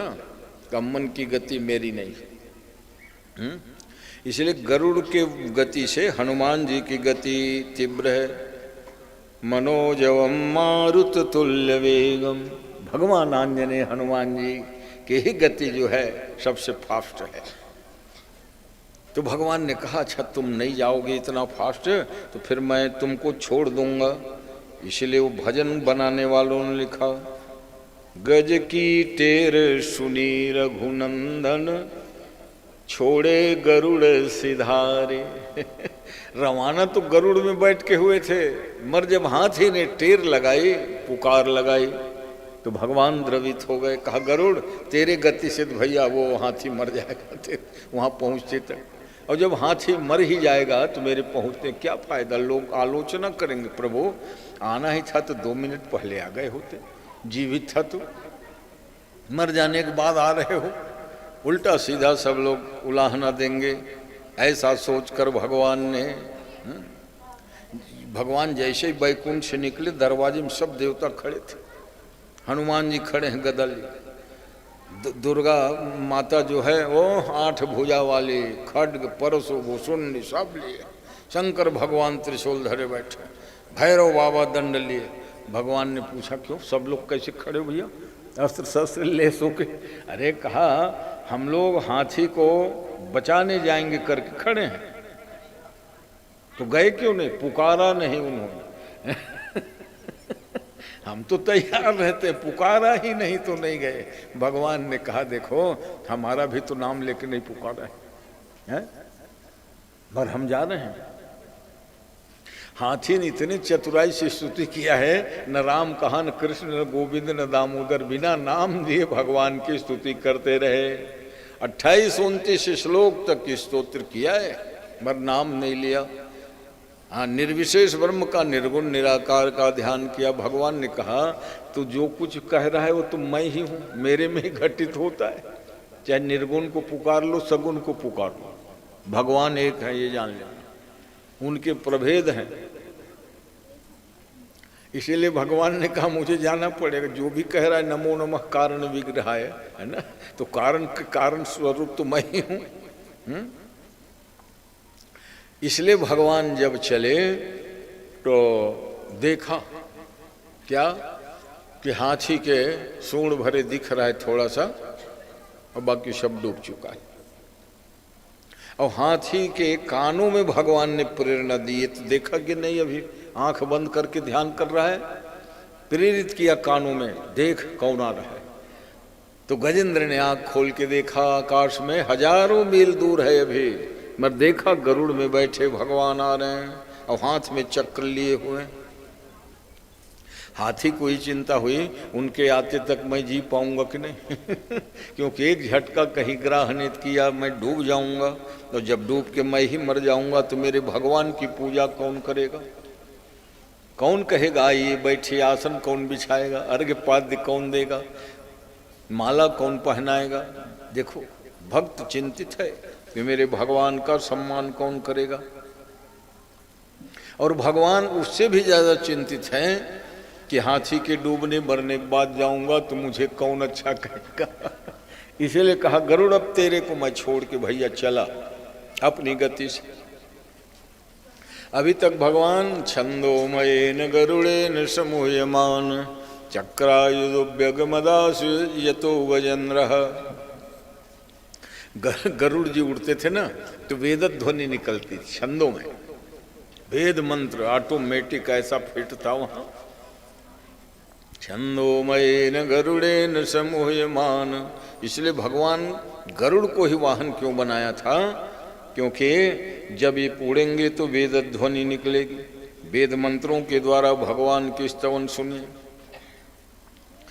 इसलिए अच्छा स्तोत्र भजन कीर्तन को सुनने से हाँ घर के हृदय के नकारात्मक ऊर्जा समाप्त हो जाती है। इसलिए हनुमान चालीसा जोर जोर से पढ़ा करो, सुंदरकांड जोर जोर से पढ़ा करो, धीरे धीरे पढ़ोगे तुम्हें भरे को लाभ होगा, जोर जोर पढ़ोगे तो घर का वातावरण पूरा मंगलमय हो जाएगा। भगवान नाम कीर्तन जितना जोर जोर से करोगे उतने दूर दूर का सब अमंगल दूर हो जाता है। इसलिए गरुड़ जी जब उठते थे तो वेद ध्वनि निकलती थी। छंदोमयेन गरुड़ेन समूयमान। भगवान फिर क्या करते हैं, अपने स्वरूप को वहीं प्रकट कर दिया। कब प्रकट किया, तम वीक्ष पीड़ितम अजः, गजेंद्र को पीड़ित अवस्था में देखा। सहसा अवतरे, सहसा माने अकस्मात अवतार ले लिया भगवान, और अवतार लेकर के सुदर्शन चक्र के द्वारा ग्राह के मुंह को फाड़ दिया। ग्राह गजेंद्र दोनों का उद्धार एक साथ हो गया। अब देवता लोग सब पीछे पीछे वो भी दौड़ के आए थे कि भगवान किनको मारने जा रहे हैं, किनको बचाने जा रहे हैं। देखें तो एक क्षण बाद में सब देवता पहुंच के देखे न वहां ग्राह है न गजेंद्र, दोनों का रूप परिवर्तन हो गया है। भगवान खड़े हैं और ग्राह जो है पार्षद बन के, चतुर्भुजी रूप है, और वो जो ग्राह जो है गंधर्व बन के और हाथी पार्षद बन के खड़ा था, इसलिए देवता पहचान नहीं पाए। पूछा भगवान से कि प्रभु आप किसके लिए दौड़ के आए थे इतना तेज गति से? भाई ये ग्राह गजेंद्र के लिए। तो पुकारा किसने? गजेंद्र ने। गजेंद्र ने पुकारा तो ग्राह को मार देना था, और गजेंद्र को भी आपने पार्षद बना दिया, इनका उद्धार कर दिया। भगवान ने कहा मैं अपनी करुणा से इतना करुणार्द्र हो जाता हूं कि मेरे को ये नहीं स्मरण रहा कि गजेंद्र को मारना है कि ग्राह को मारना है, दोनों का उद्धार एक साथ हो गया। ये है भगवान की करुणा। राजा परीक्षित ने पूछा महाराज एक आप बताइए कि कितने भाग्यशाली हैं जिनके लिए भगवान को वैकुंठ छोड़ के आना पड़ा, और ग्राह भी कम भाग्यशाली नहीं है। अरे हाथी को तो कम से कम स्तुति करनी पड़ी, मगर ग्राह ने तो स्तुति वगैरह कुछ नहीं करी। क्या बात है, पूर्व जन्म की कथा बताओ। सुखदेव जी महाराज ने कहा पांड्य द्रविड़ देश है, पांड्य द्रविड़ देश दक्षिण भारत में, जहाँ एक मंदिर आज भी है हरिहर, वो क्षेत्र ही हरिहर कहलाता है। वो बेंगलोर से कुछ किलोमीटर में है। तो वहाँ की विशेषता जानते हो? हरिहर मंदिर में एक तरफ भगवान विष्णु का है रूप और एक तरफ भगवान शंकर जी का रूप है। ऐसा क्यों रूप हुआ वहाँ? तो कहा वहाँ लोग लड़ते थे, कुछ लोग कहे विष्णु भगवान श्रेष्ठ हैं, कुछ कहे शंकर भगवान श्रेष्ठ हैं, और लड़ाई में रोज के 10-5 लोग मरते थे। लोग अपने ही थे, एक गांव के नगर वाले, मगर लड़ते थे। तो भगवान ने विचार किया, विष्णु और शंकर ने, हमारे कारण सब लोग लड़ते मरते हैं, रोज खून खराबा करते हैं, तो चलो आधा आधा, एक तरफ विष्णु एक तरफ शंकर प्रकट हो गए। जहाँ प्रकट हुए अद्भुत रूप में, तो सारे पब्लिक जो है चंदा करके भव्य मंदिर बना दिया। उस क्षेत्र का नाम हरिहर क्षेत्र, और मंदिर हरिहर मंदिर। न विष्णु मंदिर न शिव मंदिर, कौन सा मंदिर? हरिहर मंदिर है। तो भगवान ने अद्भुत लीला की। सुखदेव जी महाराज वर्णन कर रहे हैं। पांड्य द्रविड़ देश वही प्रदेश है। पांड्य द्रविड़ देश के राजा इंद्रद्युम्न वन में जाकर तपस्या करूंगा करके बैठ गए आसन लगा के, और 4-6 महीना में उनकी भी जटा दाढ़ी वगैरह बढ़ गई। इतने में अगस्त नाम के महात्मा वहां पहुंचे, तो देखा आंख बंद है, इसलिए उन्होंने न उठा न प्रणाम किया न अभिवादन किया। अरे भाई जब देख ही नहीं रहा है कौन महाराज आए हैं, तो उनकी क्या गलती थी? मगर अस्त ऋषि ने साफ दे दिया, अरे राजा इंद्रद्युम्न तुम मेरे आने पर भी हाथी के जैसा बैठा रह गया, इसलिए जाओ तुम हाथी बनोगे। और तब घबरा के आंख खुली, दंडवत प्रणाम किया। महाराज आप आवे और मैं न प्रणाम करूं? हैं? अरे मैं ध्यान लगाया बैठा था, इसलिए ये गलती हो गई। क्योंकि अच्छा ध्यान लगाए थे, किनका? भगवान का। तो चलो कोई बात नहीं, अपराध क्षम्य है, इसलिए मैं आशीर्वाद देता हूँ। हाथी तो बनोगे बेटा, मेरे मुंह से निकल गया, हाथी बनोगे। और जब हाथी बन के तुम संकट में पड़ोगे ना, तो मैं जो आज तुम्हें बता रहा हूँ स्तोत्र मंत्र विद्या, उसी को जप करना, भगवान तेरे लिए आएंगे, भगवत प्राप्ति के साधन बता दिए। तो वही अगस्त ऋषि ने पूछा था कि कौन सा तुम उपासना मंत्र चाहते हो? तो कहा सगुण नहीं, मेरे को निर्गुण ब्रह्म का ध्यान सीखना है। और वही अगस्त जी जो निर्गुण निराकार ब्रह्म भी सगुण साकार होके आएंगे तेरे लिए, ये आशीर्वाद दे रहा हूं बेटा। तो आज वही अगस्त जी के बताए मंत्र को ही पढ़ा, वही गजेंद्र मोक्ष स्तुति नाम है। देखो स्तोत्र मूलतः अगस्त जी के दिए हुए हैं, मगर नाम गजेंद्र मोक्ष हो गया। वाह भाई, कथा भगवान की होती है, मगर गाने वाले को ही लोग भगवान के समान पूछने लग जाते हैं। कथा भगवान की है। तो गजेंद्र मोक्ष स्तुति बहुत प्रसिद्ध है, फेमस है, पढ़ना चाहिए, पाठ करना चाहिए। अच्छा, ये दूसरा ग्राह कौन था? ये ग्राह पूर्व जन्म का गंधर्व था, और उसका नाम था हो। क्यों? गंधर्वों के नाम ऐसे ही होते हैं, अटपटे जैसे। हा हा हु ही हे हैं? तो लोग कहते महाराज उनको कोई और नाम नहीं मिलता। अरे उनकी परंपरा वैसे है जी, नाम जैसे छत्तीसगढ़ में लइका बाला नहीं नांद है, जन्म लय मरते जाए। शिक्षा की भी कमी थी, चिकित्सक कमी थी, तो लोग पूछें किसी जानकार से, महाराज कई लइका गंवा दें, का हुआ? कचरा बाई, ढेलिया बाई, लड़के रहे तो और लड़का रहे तो कोंदा नाम धर देवे। वो बोलत है जरूर मगर नाम है कोंदा नाम। कोंदा नाम धर देवे, बैहा लेड़गा वो मन जियत है सब। और अच्छा नाम धरे, राम कुमार, शिव कुमार, तवनुल जायल पड़ गए। तो एक ठन टोटका तो आए कावर के अपन आप लोग ज्यादा उजागर करके जन रखो, छिपा के रखो। छोटे बने में ही लाभ है, जहाँ बड़का बन में ना तो 1000 की दृष्टि पड़े लगते। तो ऐसन परंपरा रही। सिंधी भाई मन आज भी नाम धरते तो पोहूमल, लोढ़ामल, आलूमल, अबूमन अच्छा नाम धरने लगे। यहाँ इन्ना 80 साल हो गए, चकाचक लाल बाल है, पूरा व्यापार उखरे हाथ में। नहीं सिंधी भाई बन शरणार्थी बन के आ रही। सिंध प्रांत आज भी पाकिस्तान में सबसे सक्षम है और वहां के रहिया इन मार पीट के भगाते। पंजाब प्रांत बहुत श्रेयस्कर, प्राचीन भारत का ये पंजाब सिंध माने बहुत सक्षम प्रांत है। अब वैसे बंटवारा करीस ताकि उनकर सक्षमता खत्म हो जाए। अंग्रेज बड़ा कुटिल है। तो पंजाब के 16 जिला एक तरफ और 25 जिला एक तरफ ले। तो वो समय में 40 जिला रही से कतेक बड़ पंजाब है। 5 नदियां जहां पर है उसका नाम है पंजाब। पंजाब जो शब्द है सतलज आदि जो नदियां हैं, ब्यास नदियां हैं, उसका महत्व आज भी है कि नहीं? तो ऐसा छिन्न भिन्न बंटवारा किए थे। सिंध प्रांत से सिंधी भाई लोग आए गए, मगर अपने मेहनत के द्वारा, है ना, मेहनत किए, इसमें कोई दो मत नहीं। मेहनत करना कोई गुनाह नहीं, बेईमानी मत करो, चोरी चपाटी मत करो। सिंधी आज रायपुर के मार्केट उन्हीं का है, मुंबई के मार्केट उन्हीं का है। अम्बानी वगैरह जो आज नाम सर्वोच्च शिखर में है वो सिंधी समुदाय से ही आते हैं। मगर सिंधी पंजाबी भी सब हिंदू ही हैं, ये बात जान लेना। लोगों ने अलग करने के लिए अभी पंजाब में कुटिल चालें चल रही हैं कि सिख लोगों को और हिंदू अलग है कहते हैं, ताकि पंजाब पर अभी भी निगाह लोगों की है कि नहीं, आतंकवादी।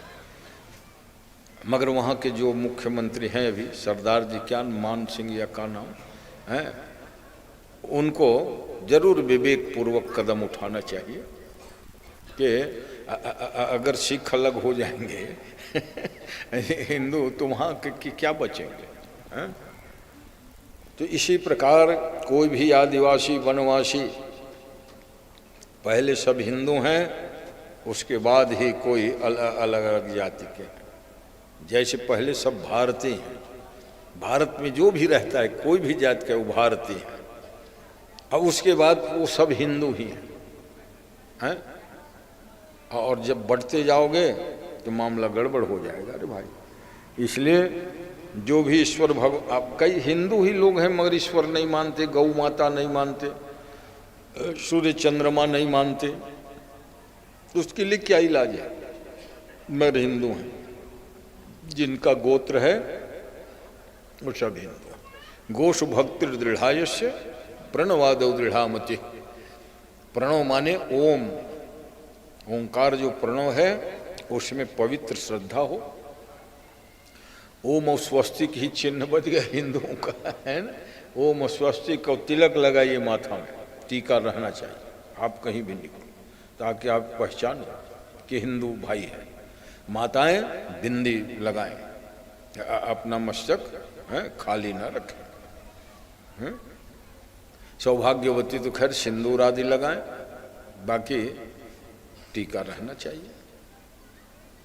तो ऐसे में ये हो नाम का जो गंधर्व, अब वहाँ सिस्टम के अनुसार हो नाम था। बड़ा मजा किया, देखा देवल नाम के महात्मा गंगा जी में कमर भर जल में खड़ा है, नाभि पर्यंत जल में, विधान है सब शास्त्रों का, नाभि पर्यंत गंगा जल में जो अमुक मंत्र को पढ़ेगा वो इतने दिन में सिद्ध हो जाएगा।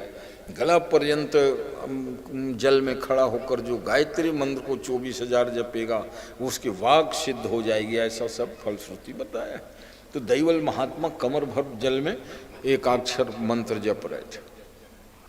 हो गंधर्व ने देख लिया, जांचेंगे आज महाराज का ध्यान कितना लगा है। जल के अंदर डुबकी लगाया और जोर से पैर को पकड़ा। अब अंदर पैर पकड़ा तो यही समझेंगे ना कछुआ मगर पकड़ा होगा। तो महात्मा जो है झटकारते फटकारते गंगा के बाहर पार में खड़ा। हजारों पब्लिक नहा रही थी उस समय, परो पड़ा हुआ था मकर आदि का। कहे महाराज कैसे एकदम घबरा के निकल गए? अरे कहा मेरे पैर को क्या पकड़ लिया था? आपके पैर क्या पकड़े महाराज? अरे ऐसा थोड़े सुनसान घाट है जो कोई आएगा। नहीं नहीं, मेरे पैर को कोई मगर पकड़ लिया था। थोड़ी देर के बाद वही हो गंधर्व हंसते हंसते हुए निकला। सब लोग झूमे थे, महात्मा पूछ रहे थे क्या हुआ क्या हुआ? अरे कहा मगर कछुआ नहीं है, मैं ही पैर पकड़ा था महाराज के। ओ मारे क्रोध के भंडार गए महात्मा। अरे पागल, तेरे को गंधर्व जोनी मिली है किसी डराने चमकाने के लिए मिली है? अब फिर पूजा पाठ के समय मजाक? तुम कहते हो मैंने मजाक किया था महाराज। मजाक ऐसे में नहीं होता। मजाक तो ऐसा है, ठल्हा बैठे हैं 10-5 जने, हंसे विनोद मजाक होता है। संस्कृत में मजाक को विनोद कहते हैं। विनोद वि उपसर्ग पूर्वक निज धातु से, माने बिना पानी के हृदय को गीला कर दे, उसका नाम विनोद है। ऐसे ऐसे वाणी बोले जिससे हंसते हंसते लोटपोट हो जाए, उसका नाम विनोद है भाई।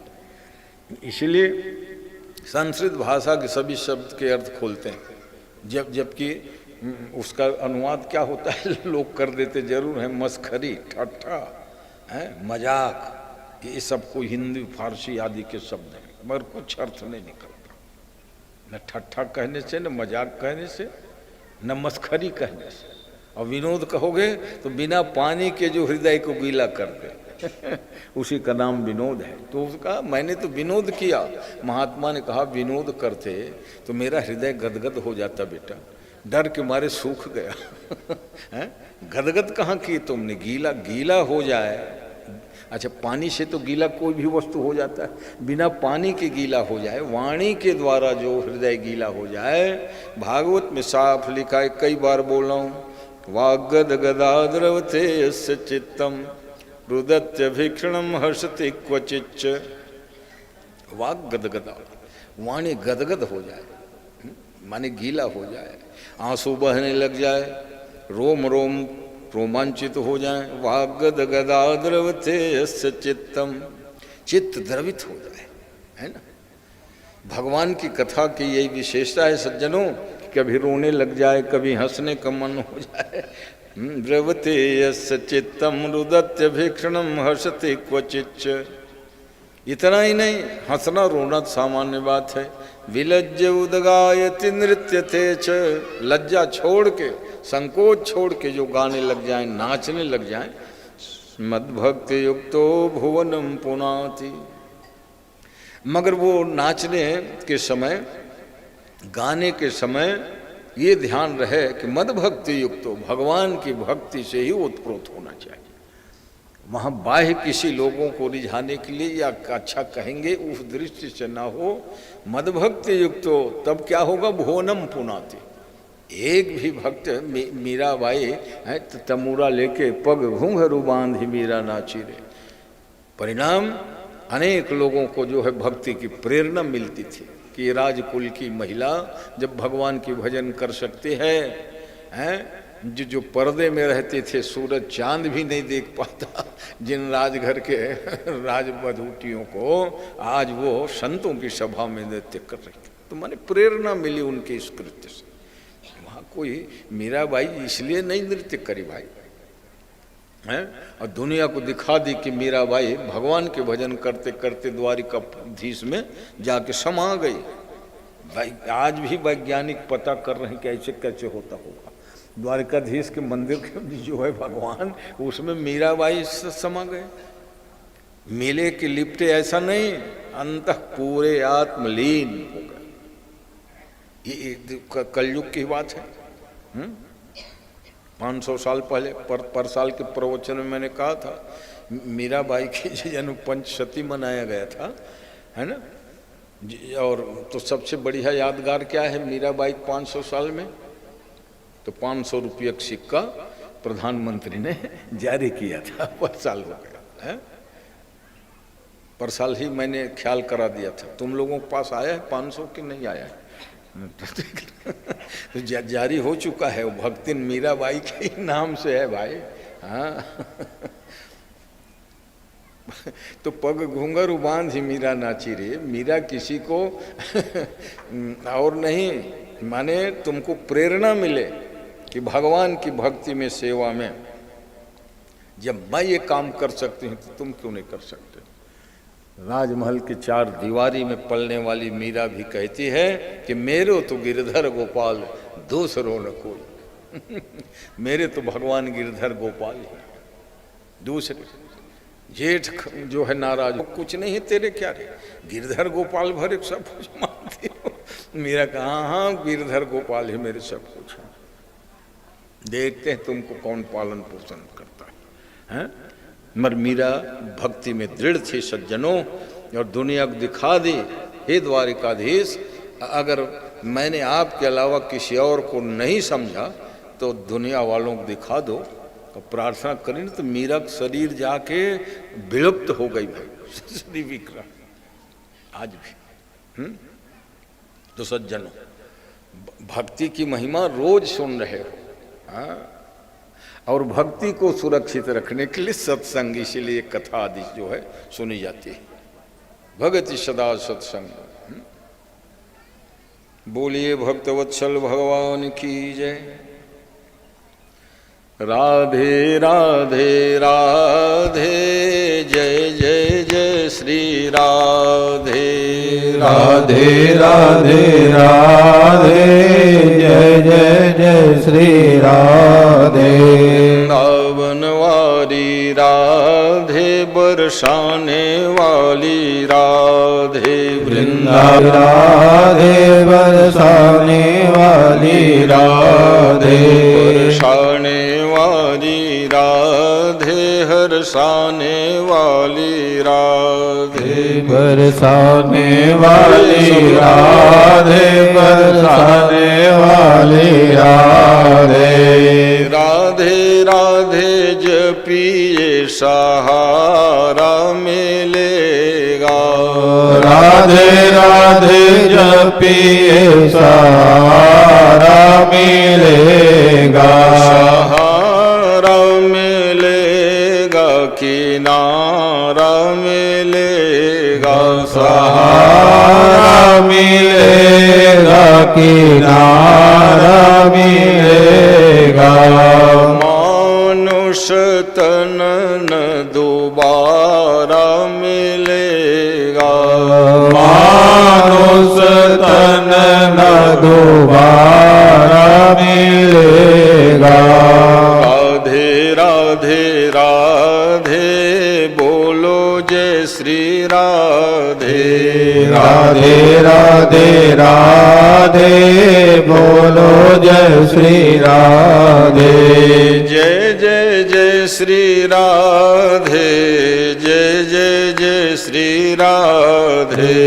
जय जय जय श्री राधे।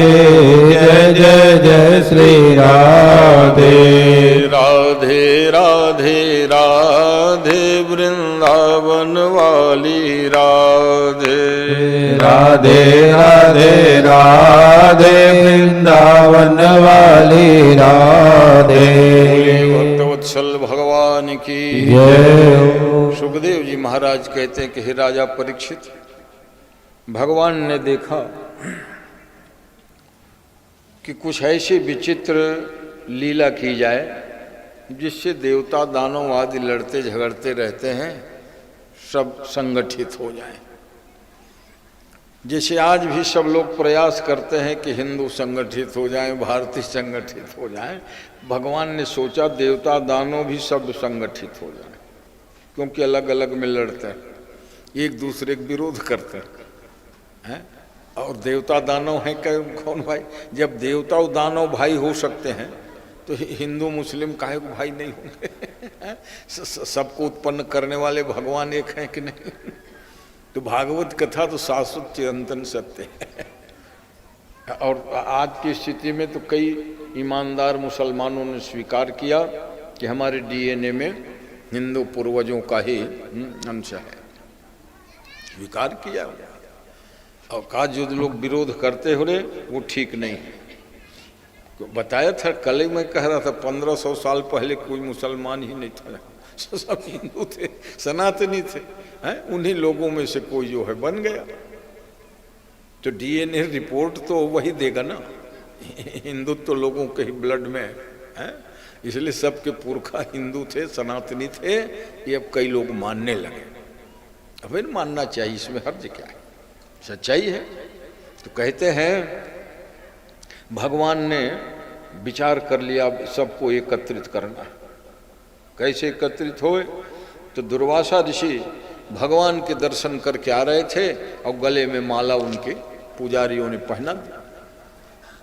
जैसे आप लोग माला पहनाते हो, एक एक माला मैं 40 लोगों को बांटता हूँ और ये कह के बांटता हूँ कि पहने रहना, मगर प्रदीप जी और दयालु राम जी ही धारण किए रहते हैं क्योंकि अच्छा लगता है, प्रसाद है।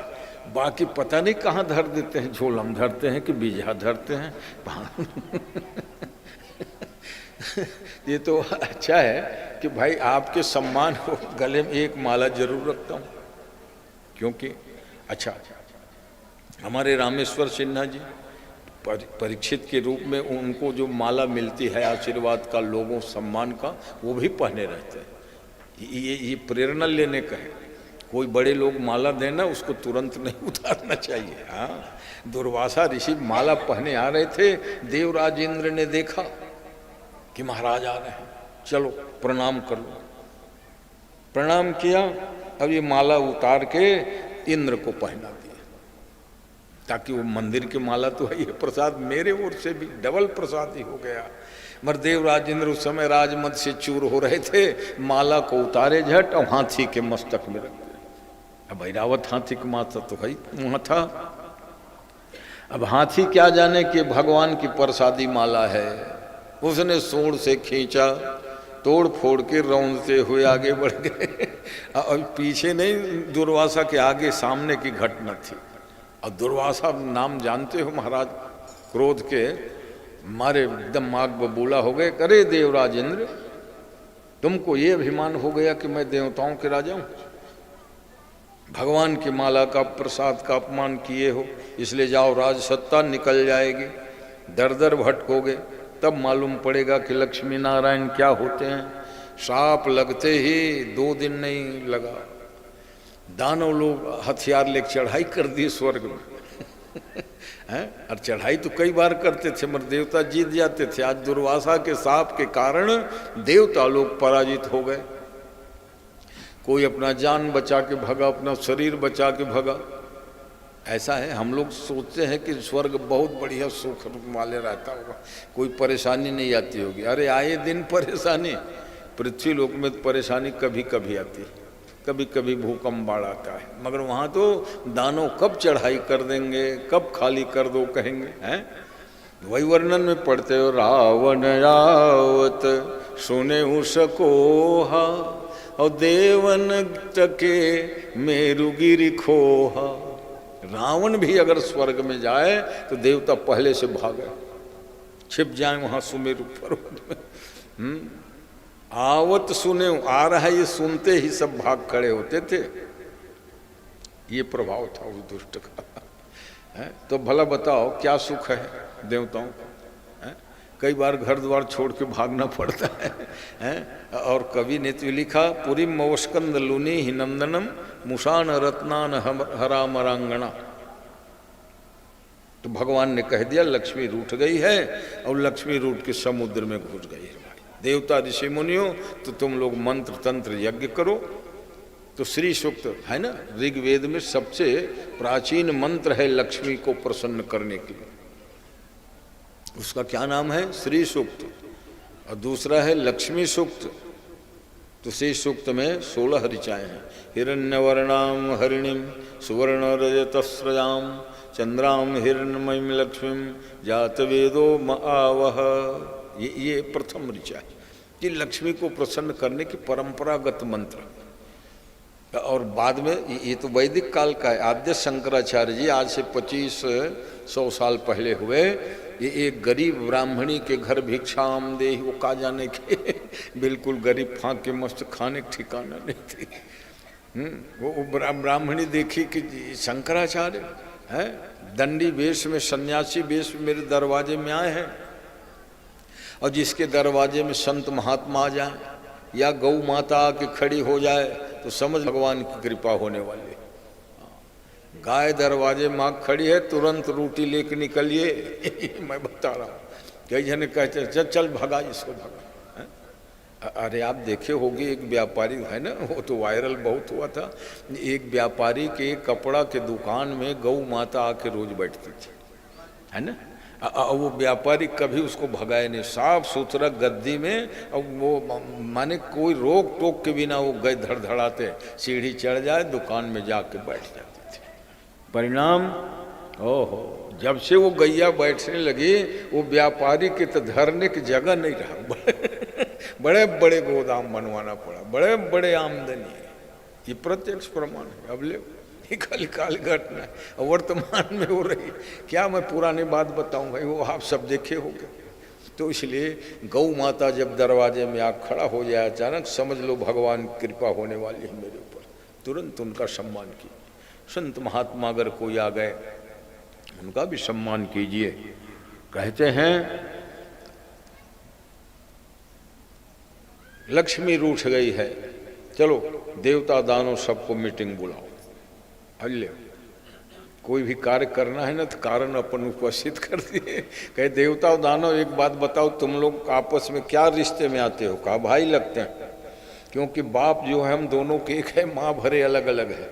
दीति से दानव, अदिति से देवता। इतना नजदीकी रिश्ता जियो, तुम लोग लड़ते झगड़ते रहते हो। उनके काम में वो विघ्न करता है, उनके काम में चल एक हो जाओ। कैसे एक हो जाए? अरे गोत्र तुम्हारा एक ही है, प्रेम तो कर सकते हो, रोटी बेटी का व्यवहार तो नहीं होगा, क्यों भाई लगते हो। क्योंकि जो समान गोत्र वाले होते हैं, आज भी वर विवाह एक गोत्र वालों का नहीं होता। इतना ज्ञान भारतीय हिंदुओं को है, समान गोत्र परवर में शादी नहीं होती। तो तुम लोग वैर विरोध करते हो। कहा लाभ क्या होगा भगवान ये बताओ। दानवों ने पूछा, और उस समय दानव थे, दानवों के राजा वृषपर्वा, ये महाराज बलि के बेटा है। राजा बलि के जो है बेटा है। तो वो राजा थे दानवों के। संधि प्रस्ताव किया गया, अमृत पीने के लिए समुद्र मंथन किया जाए। और समुद्र मंथन अमृत के लोभ ने सबको एक मंच में ला खड़ा कर दिया। कल तक जो कट्टर दुश्मन थे देवता और दानव, सब एक हो गए। और समुद्र मंथन के लिए फिर कहा चलो तैयारी करो। क्या? मंदराचल की मथानी बनेगी, नागराज वासुकी की नेति बनेगी, बड़े बड़े जड़ी बूटी वाले पहाड़ को डाल दो सब समुद्र में। अमृत तो उन जड़ी बूटियों से बन के निकलेगा ना, मंथन होगा। कहते हैं भगवान की आज्ञा मिलते ही सब देवता दानव एक हो गए, अमृत पिएंगे। क्यों? कि मरने से किसको भय नहीं रहता, सब भयभीत होते हैं। मगर भगवान के भक्त भले ही कहते हैं, ऊपर से कहते रहते हैं अरे वो तो आया है जाएगा जी, सबको जाना पड़ेगा, मरने की हम चिंता थोड़ी करते हैं। मगर जब किसी कहोगे मर जाओ, नहीं थोड़े दिन और रह जाते हैं। तो यही है मृत्यु का भय। और इस भय को भगाने की क्षमता भागवत की ही कथा में है, और किसी की हिम्मत नहीं जो उस भय को हटा दे। मृत्यु भयाद विमुच्यते है, क्योंकि भगवान के दरबार में जाना है। इतना उत्तमोत्तम कर्म करो जो भगवान से डर न लगे। डरोगे कब? जब पाप कर्म करोगे। गलती किए रहते हो तब डरते हो कि नहीं अपने माँ बाप से।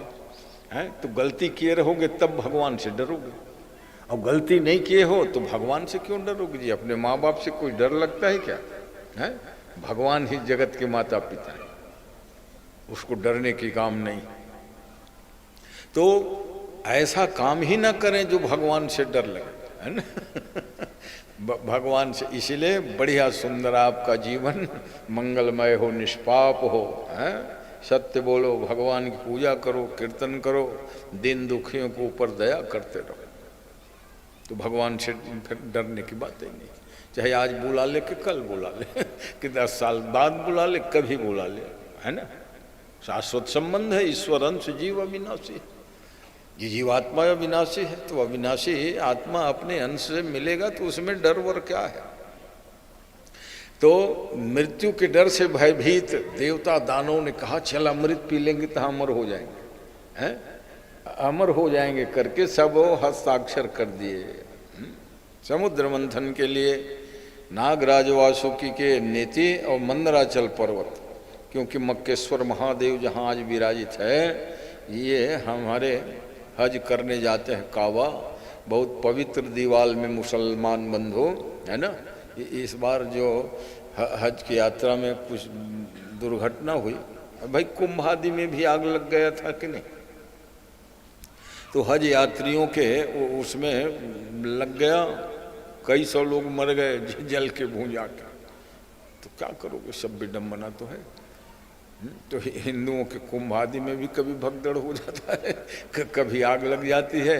मुस्लिम लोग हज करने गए थे काबा, हैं? अरे वो हमारे हिंदुओं के वही मंदराचल पर्वत है, शंकर भगवान की आज भी मूर्ति है, उसको छिपा के रख दिए, कोई देखेगा। और अगर हिंदू ये जानता है, पढ़ता है कि भगवान मक्केश्वर है, जो जल लेके जाएगा ना, उसको 5 किलोमीटर पहले गिरफ्तार कर लेंगे।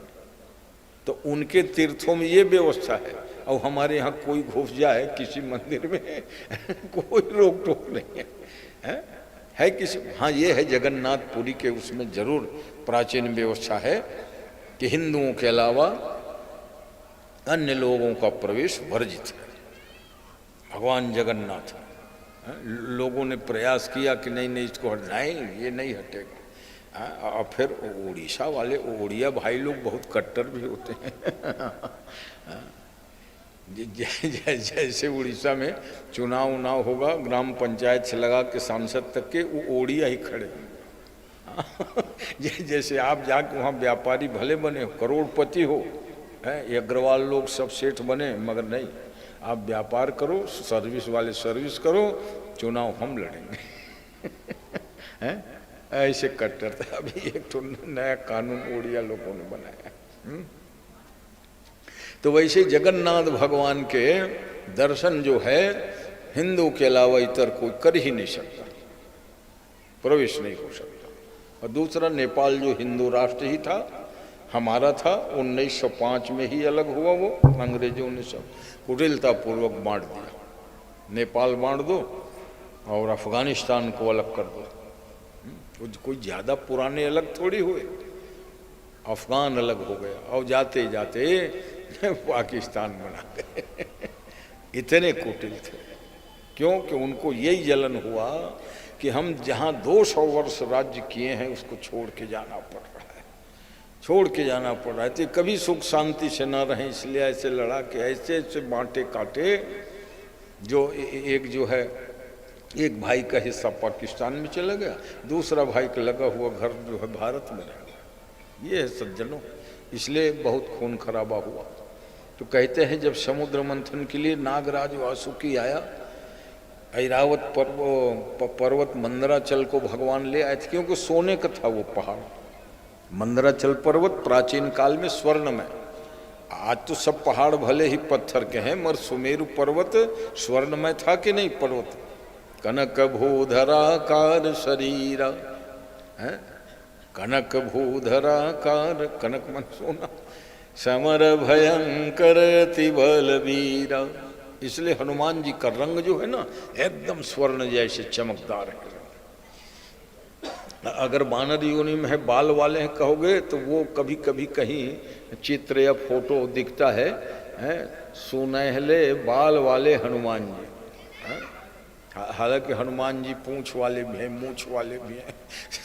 साला सर हनुमान जी की विविधता है कि नहीं? अक्सर बतलाता हूँ, देखो दुनिया में कथा हजारों जगह हो रही है, अब आप 1000 जगह में एक ही जगह आके सुन सकते हो, और हनुमान जी हजारों जगह कथा हो रही, हजारों जगह पहुँच सुनते हैं, इसलिए उनके समान और कोई श्रोता नहीं हो सकते। यत्र यत्र रघुनाथ कीर्तन, जहाँ जहाँ कथा होगी तत्र तत्र कृतमस्तकांजलि। ये विशेषता दूसरों में आ ही नहीं सकता, क्योंकि आप एक ही रूप में एक जगह जा सकते हो। 4 जगह का निमंत्रण है ना, तो 4 दिन एक एक, आज यहाँ है भैया, कल वहाँ चले जाएंगे। मगर हनुमान जी एक साथ अगर लाखों जगह कथा हो रही विश्व में, तो सब जगह हनुमान जी पहुँच जाते हैं। यही विशेषता है। कृतमस्तकांजलिम वाष्पवारी परिपूर्णलोचनम मारुतिम नमत राक्षसांतकम।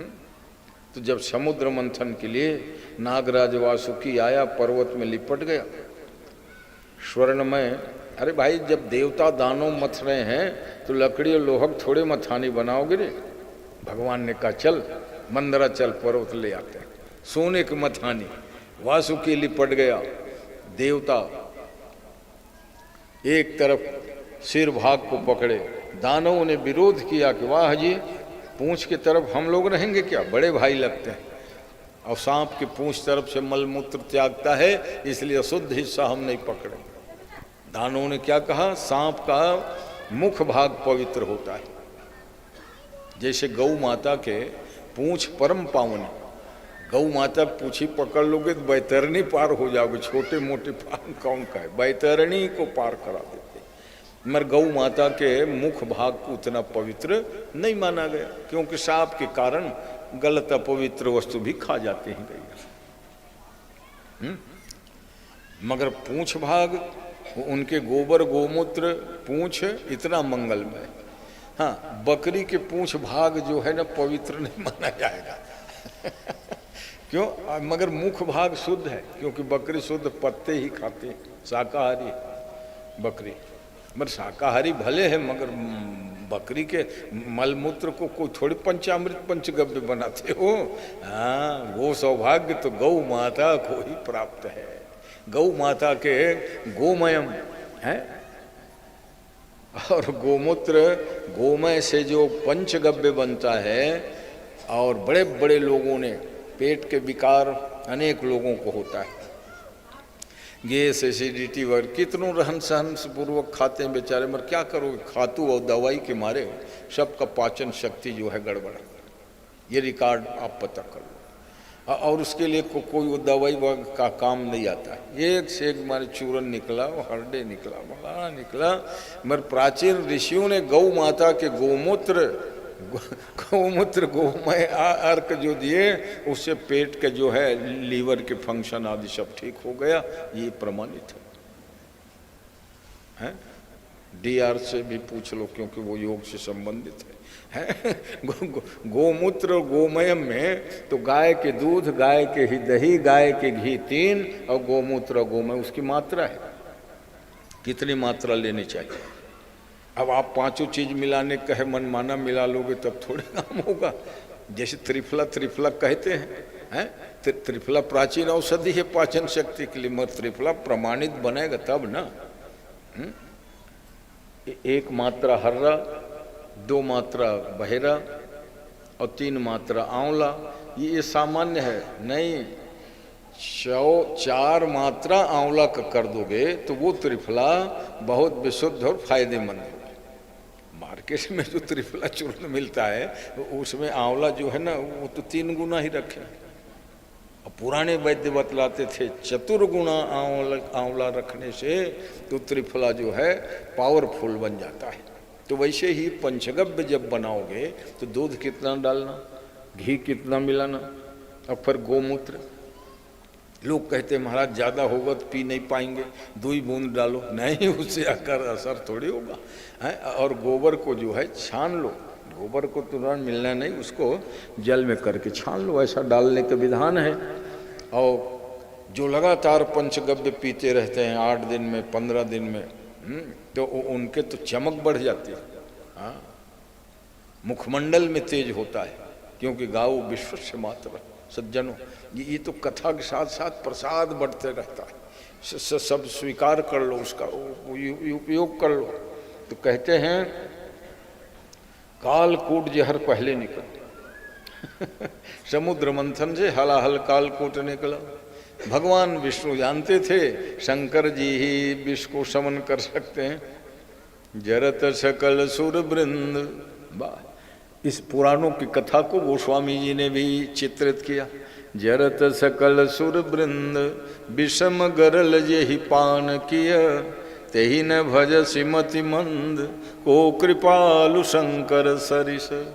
भगवान शंकर से बढ़ के और कौन कृपालु होगा रे मतिमंदों।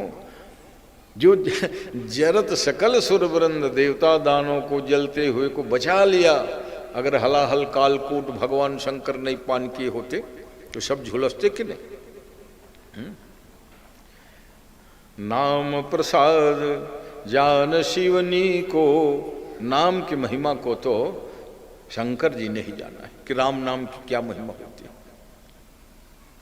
उदाहरण कहा, विष को अमृत बनाने के लिए पान कर गए इससे बड़ा प्रमाण और क्या होगा भाई। आपको विश्वास होना चाहिए पहले तो मंत्र पर ना। मंत्र जाप मम दृढ़ विश्वास, हलाहल कालकूट था, तीव्र विष था। भगवान शंकर ने सबको बटोरा हाथ में और अंजुलि मिला के भगवान का नाम लिया। परिणाम क्या हुआ? कालकूट विष कीन है यमी को, अमृत बन गया वो। तो लोग कहते महाराज अमृत बनता तो उनका कंठ नीला क्यों होता? अरे नीला इसलिए हुआ, दूषण भी भूषण बन जाते हैं महापुरुषों के पास भगवान शंकर एकदम गौर वर्ण के हैं, श्वेत समुज्ज्वल।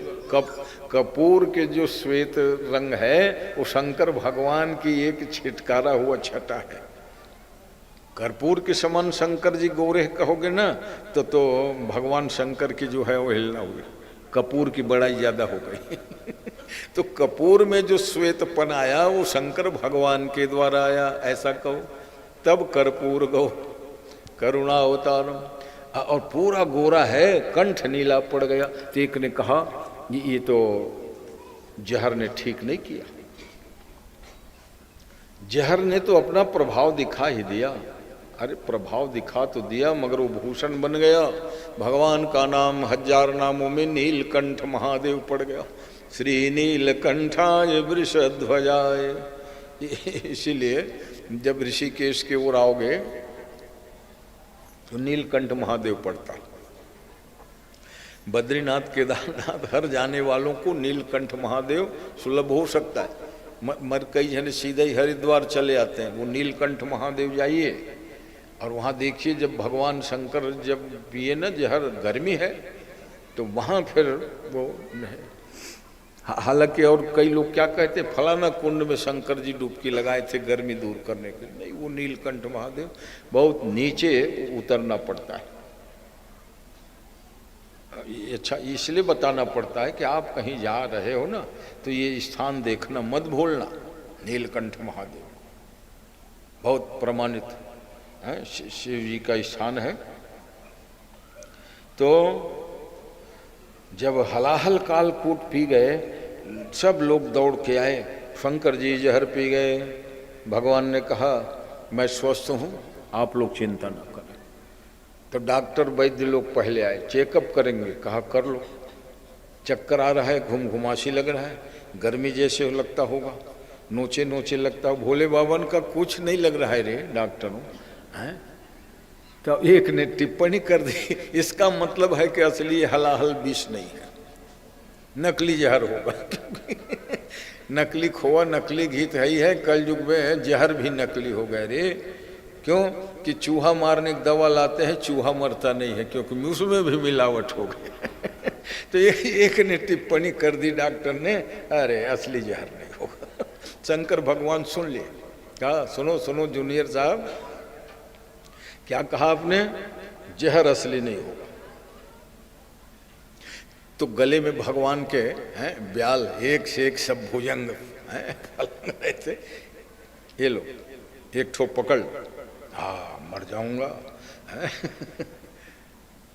कैसे मर जाओगे?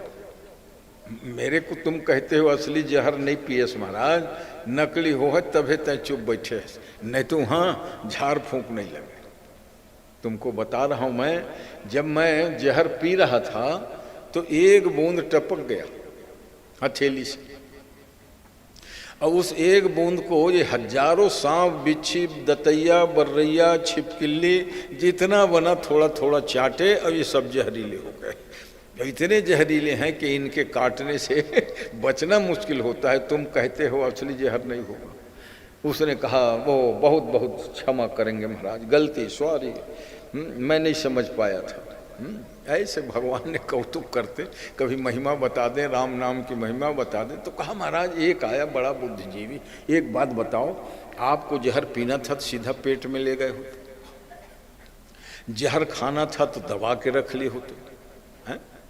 अरे कहाँ जहर देखते हो, तमाकू गुटखा जहर है, लोग दबा के रख लेते हैं, शराब जहर है पी जाते हैं, तो आपने कंठ में क्यों रखा जहर को?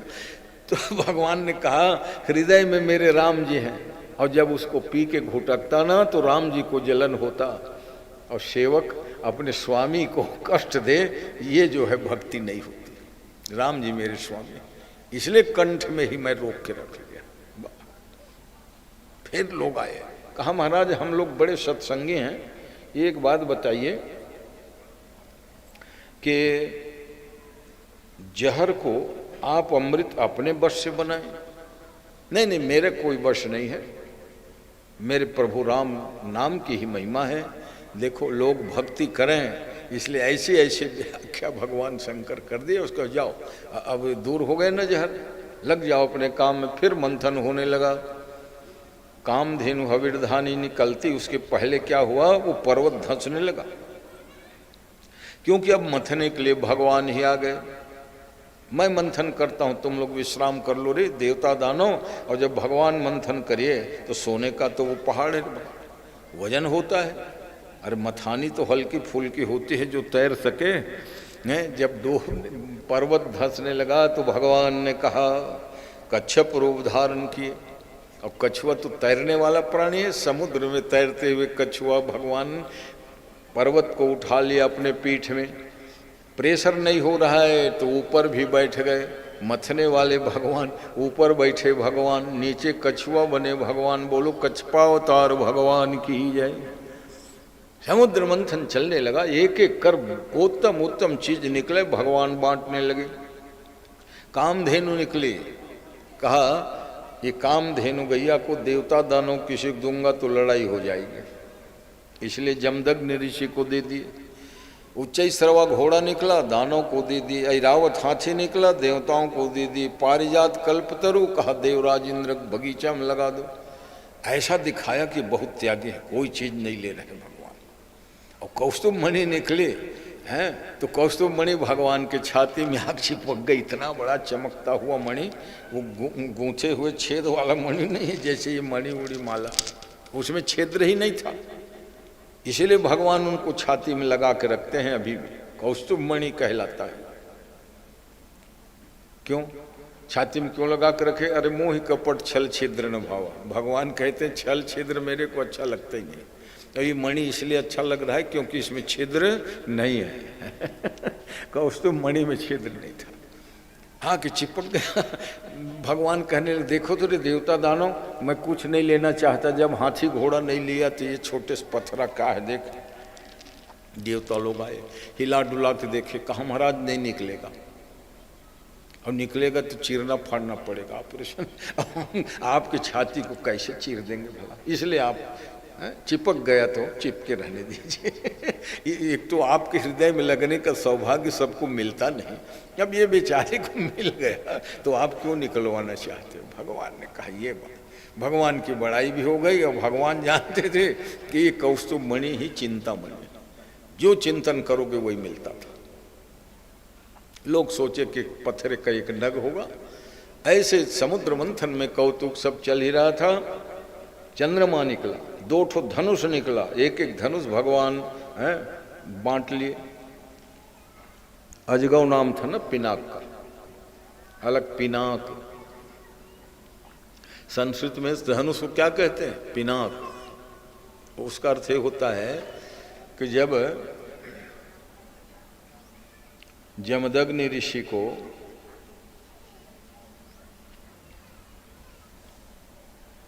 ये मौका मिला हविर्धानी लेने का, तो वो कामधेनु गैया से अपना थोड़े दूध नहीं खाते थे, घी से यज्ञ करते थे, दूध से भगवान को नहलाने के लिए पंचामृत बनाते थे। और भारत के इतिहास में ऐसे ऐसे महात्मा सब हुए जो जीवन भर प्रेरणा देने वाले। महाराज दधीची हुए, है ना, दधीची। देवराज इंद्र देवताओं ने कहा महाराज हक की हड्डी दे देते, क्योंकि ऐसा दुष्ट दानव हुआ है वो किसी हथियार से नहीं मरेगा। क्या नाम? वृत्रासुर। वृत्रासुर नाम के दानव को मारने के लिए हम लोग वज्र बनाना चाहते हैं। अब भला बताओ, दधीची ने ये सोचा, परोपकाराय सताम विभूतय। मर दधीची ने अपने आत्मा को चढ़ा लिया ब्रह्मरंध्र में, मरा नहीं, मृत्यु नहीं। कहा हाँ अब तुम हमारे हड्डी ले जाओ, तो उसी हड्डी से वज्र बना और 2 टुकड़ा, एक पर उससे धनुष बना। ये घुटना के पास देखते हो अलग अलग 2 भाग है कि नहीं है? तो 2 भाग को मजबूत करने के लिए नाक की हड्डी, दधीची महाराज के नाक की हड्डी जोड़ा ना, तो वो धनुष जहाँ जुड़ा रहता है वहाँ पतला होता है, जहाँ संधान करते हैं। तो दधीची के नाक से जोड़ दिया गया दोनों हिस्सा को, वो धनुष बन गया है। इसलिए नाक पिनाक ही संग सिधाए। नाक एक तो नाक का मतलब होता है स्वर्ग, और एक तो सबके पास है नाक है। और नाक का पर्यायवाची शब्द है प्रतिष्ठा। नाक रह गई माने प्रतिष्ठा रह गई। और कभी कभी ये सुनने में आता है तुम नाक कटा दिए, ये नाक कटा नहीं है, माने प्रतिष्ठा धूमिल हो गई, वो नाक कटाने का मुहावरा बन गया है। तो धन्य उन ऋषि मुनियों को है ना, जो अपने शरीर को जीते जी दान कर दिया। किसी ने हड्डी दान, आज जो रक्त दान करते हैं, किडनी दान करते हैं, उनके प्रेरणा स्रोत कौन है जानते हो? ये महाराज दधीची, हमारे ऋषि मुनि लोग। कोई आधुनिक वैज्ञानिक बता दे कि प्रेरणा मैंने दिया है? महाराज दधीची की प्रेरणा है, जो है अपने शरीर को ही दान कर देते हैं। मरणोपरांत शरीर मेरा फलाना हॉस्पिटल में दे देना। कोई आंख दान करता है, कोई गुर्दा दान करता है, मरने के बाद करता है। गुर्दा दान जीते जी कर देता है, 2 ठो है तो 1 ठो तुम ले लो, है जीवित तो रहो। तो धन्य है। परोपकाराय सताम विभूतया। तो ये सारी बात बताने वाले हमारे ऋषि मुनि महात्माएं थे, जिनका अनुसरण करते हैं। मेडिकल टेस्ट आदि के लिए कोई एम्स में अपना डेड बॉडी दे देता है, बच्चे सीखेंगे हैं? अब ये शरीर तो निष्प्राण हो गया। मगर धन्य है महाराज दधीची ने बिना प्राण त्यागे ही अपने हड्डी वड्डी दिए थे, धनुष। इसलिए वहाँ कई प्रकार की बातें आती हैं। भगवान राम जब धनुष तोड़ने के लिए तैयार हुए, है ना, तो जानकी जी प्रार्थना करी है कि हे धनुष देवता, आप तो जीवंत हो, कोई प्राकृत जड़ धनुष नहीं, जीवंत हो। निज जड़ता लोगन पर डारी, हो हरुवर रघुपति निहारी। हे धनुष देवता, इतना हल्का हो जाना जितने को ये रघुनाथ जी तोड़ सके। निहारी, इसको देख लो कितने सुकुमार हैं, कितने सुकुमार है राम जी। तो पुष्प वाटिका में 4 ठो फूल दोनों में लेके आ रहे थे और माथा में पसीना, वही रूप में सीता जी देखी थे। ओहो इतना सुकुमार, अगहन के महीना में पसीना निकला। क्या मेहनत किए भाई, 4 ठो फूल और तुलसी गुरु जी की पूजा के लिए ले जा रहे थे। इसीलिए वो कहती है हो हरू। धनुष ने कहा कितना हल्का हो जाऊं बेटी, कहा रघुपति ही निहारी। ये आपको तोड़ने के लिए खड़े ना, उनको निहार देख लो, क्या उतना ही हल्का होना धनुष महाराज जितने कोई तोड़ सके। हो नहीं तो मन उपाय भट बाहुबल अधिक अधिक गरुआए, जो जो राजा उठाए उनकी ताकत बढ़ती गई थी। तो इस प्रकार जो है धन्वंतरी भगवान निकले, धन्वंतरी आयुर्वेद के प्रवर्तक बने, दुनिया वालों को एक से एक औषधि प्रदान किया भगवान धन्वंतरी ने। और जब लक्ष्मी निकली दसों दिशाओं को आलोकित करती हुई पद्मा, हाथ में कमल, कमल उनको बहुत प्रिय है, उसका नाम है पद्मानना, पद्मासना, कमल में ही बैठती है और कमल कोई हाथ में रखी है। ऐसे लक्ष्मी जब प्रकट हुए तो बड़ी सरस्वती एक माला लेके आए और कहा कि बहन, दुनिया भर के लोग यहाँ हैं, राजा महाराजा संत महात्मा ज्ञानी विज्ञानी, तुम जयमाला पहना के वरण कर लो। क्यों कि हम लोगों को स्वतंत्र रहना ठीक नहीं है, सुरक्षा की दृष्टि से ठीक नहीं है। इसलिए अनाड़ी लोग जब बीच में पता करने लग गए सोनोग्राफिक द्वारा लड़की है और लड़की है, गर्भ आवर्षण करा दो, गर्भपात करा दो, कितना नर्थ नहीं किया बेटियों के ऊपर इन नालायकों ने। माने कभी सुरक्षित रहे क्या? पेट में रहे तो भी सुरक्षित नहीं है। अब ये बेटियां 5 साल 7 साल के हैं, उनके साथ रेप कांड होता है, आज वो भी सुरक्षित नहीं है। और व्यवस्था ये होनी चाहिए, बेटी बढ़ाओ पढ़ाओ भरे कहने से काम चल जाएगा क्या है? तो गर्भ में बेटी आई उस दिन तो तुम लोगों ने गर्भपात कराया रे अनाड़ियों। जो बेटी को कहते हैं कि पुत्र पवित्र किए कुल दो, आज सुरक्षित नहीं है। लाज आनी चाहिए कि नहीं? समाचार पत्रों में कई 3 साल की बेटी 4 साल की बेटी के दानों से गए गुजरे लोग हैं। दानव तो हरण करते थे तो कम से कम 20-25 साल के ही युवतियों को हरण किया। ये जीने लायक है क्या? मुंह दिखाने लायक है? दुनिया में जो ऐसा पाप कर्म करते हैं तो पुत्र पवित्र किए कुल दो। जिस बेटी को दोनों कुल को पवित्र करने वाली कहा, वो लक्ष्मी जब निकली तो भगवान को वरण करी, क्योंकि उनको स्वतंत्र रहना किसी भी उम्र में ठीक नहीं। स्त्री स्वातंत्रम कदाचन। लोगों ने पुष्प वर्षा करी, जगत के माता पिता के विवाह में हम शामिल हुए, ऐसा लोगों ने विचार रखा। और अंतिम बार जो 14वें रत्न है अमृत, अमृत कुंभ जब निकला तो लोगों में होड़ लग गई, हम पूर्वम, मर्दानों के हाथ लगाओ। अरे भाई, वो अमृत जब निकला तो वही इतिहास आज भी 4 जगह जो कुंभ पर्व लगता है, 2-2 बूंद टपका, नासिक में, उज्जैन में, हरिद्वार में, प्रयाग में है, तो उसकी क्या महिमा है? 2 बूंद कब जमाने के टपका है और आज भी वो योग आता है, तो वही पर्व अमृत कुंभ में स्नान बन जाता है। समुद्र मंथन हुआ तो कब जमाने घटना है, मगर आज भी लाखों करोड़ों लोगों की एक जगह स्नान करने के लिए बाध्य कर देता है। ये भारतीय संस्कृति है सज्जन। जब वो अमृत कुंड को लेके भागा, चंद्रमा इंद्र जहाँ जहाँ छिपे, राहु वगैरह पीछे लगे हुए थे। जब छिपे तो 12-12 साल तक के छिपे रहे चंद्रमा, इसलिए 12 साल के बाद में कुंभ आता है। पर प्रकट हुए तो राहु वगैरह कुछ बिगाड़ नहीं पाए थे, है ना? ऐसी कथा सब आती है, आप सब लोग जानते हो। ऐसे में दानव लोग कहे हम पूर्वम, देवता पीछे भागने लगे। भगवान ने कहा समस्या का समाधान करना जरूरी है, नहीं तो लड़ मरेंगे।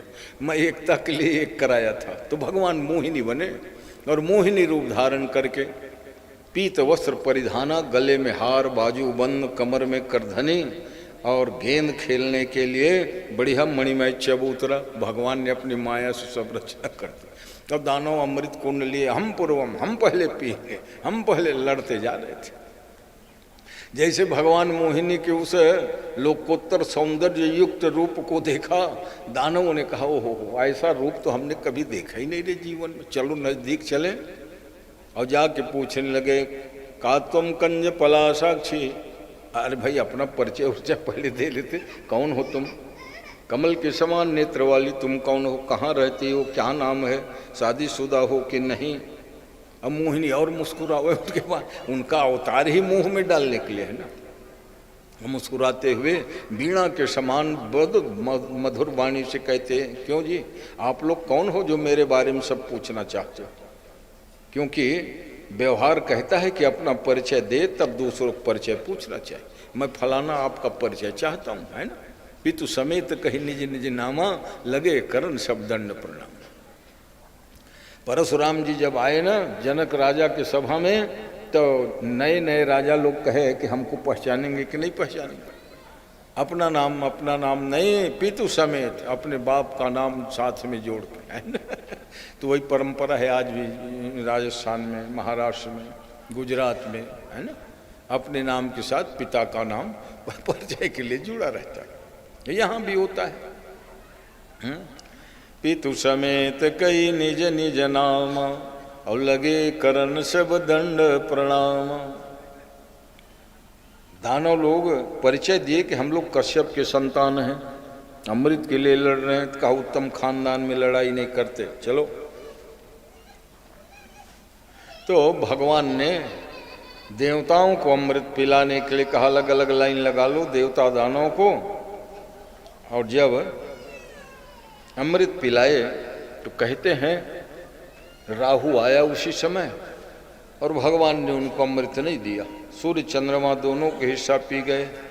भगवान ने उसके गर्दन काटा, और गर्दन कटने के बाद भी धड़ भाग केतु बन गया, सिर भाग राहु बन गया।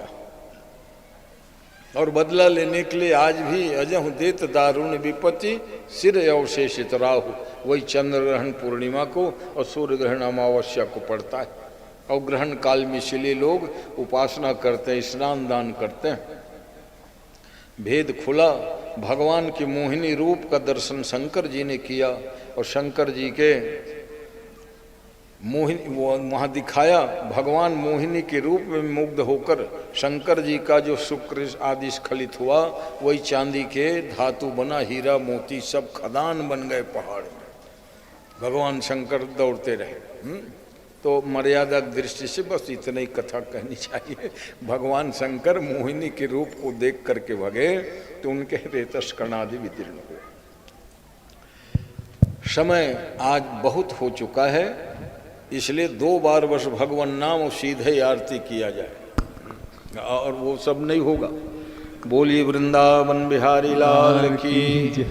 श्री राम जय राम जय जय राम, श्री राम जय राम जय जय राम, श्री राम जय राम जय जय राम, श्री राम जय राम जय जय राम। आइए मध्याह्न आरती में सब लोग खड़े हो जाएं और भावपूर्ण भगवान की आरती गान करें। कृपया अपने अपने स्थान पर खड़े होने की कृपा करेंगे। बांके बिहारी तेरी आरती गाऊं, बांके बिहारी तेरी आरती गाऊं, आरती गाऊं प्यारे आपको रिझाऊं, आरती गाऊं प्यारे आपको रिझाऊं, कुंज बिहारी तेरी आरती गाऊं, कुंज बिहारी तेरी आरती गाऊं, चरणों से निकली है गंगा प्यारी, चरणों से निकली है गंगा प्यारी, जिसने सारी दुनिया तारी, जिसने सारी दुनिया तारी, चरणों के दर दर्शन पाऊं, उन चरणों के दर्शन पाऊं, बांके बिहारी तेरी आरती गाऊं,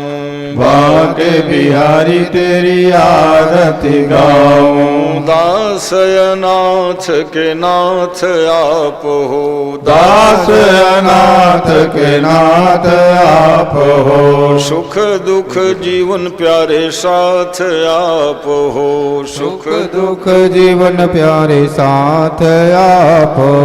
प्रभु चरणों में बलि बलि जाऊं, प्रभु चरणों में बलि बलि जाऊं, बांके बिहारी तेरी आरती गाऊं, बांके बिहारी तेरी आरती गाऊं। कर्पूर गौरम करुणावतारम संसार सारम भुजगेन्द्रहारम सदा वसन्तं हृदयारविन्दे भवं भवानी सहितं नमामि, भवम भवानी सहितं नमामि। प्रार्थना। गोविंद मेरी यह प्रार्थना है, भूलो न मैं नाम कभी तुम्हारा, निष्काम होके दिन रात गाऊं, गोविंद दामोदर माधवेति। नाना सुगंध पुष्पाणि यथा कालोद्भवानि च, पुष्पांजलिर्मया दत्तं गृहाण परमेश्वर। मंत्र पुष्पांजलिं समर्पयामि। 1 घंटे के विश्राम है। 3:30 बजे आप सब लोगों को यहाँ उपस्थित होना है और बहुत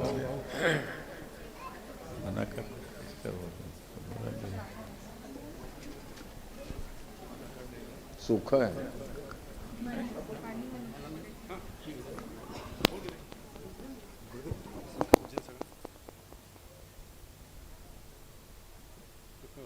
देखना हो देख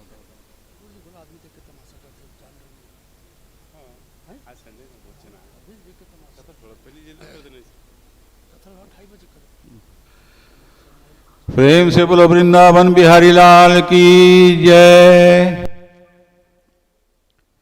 भगवान मेरी नैया उस पार लगा देना,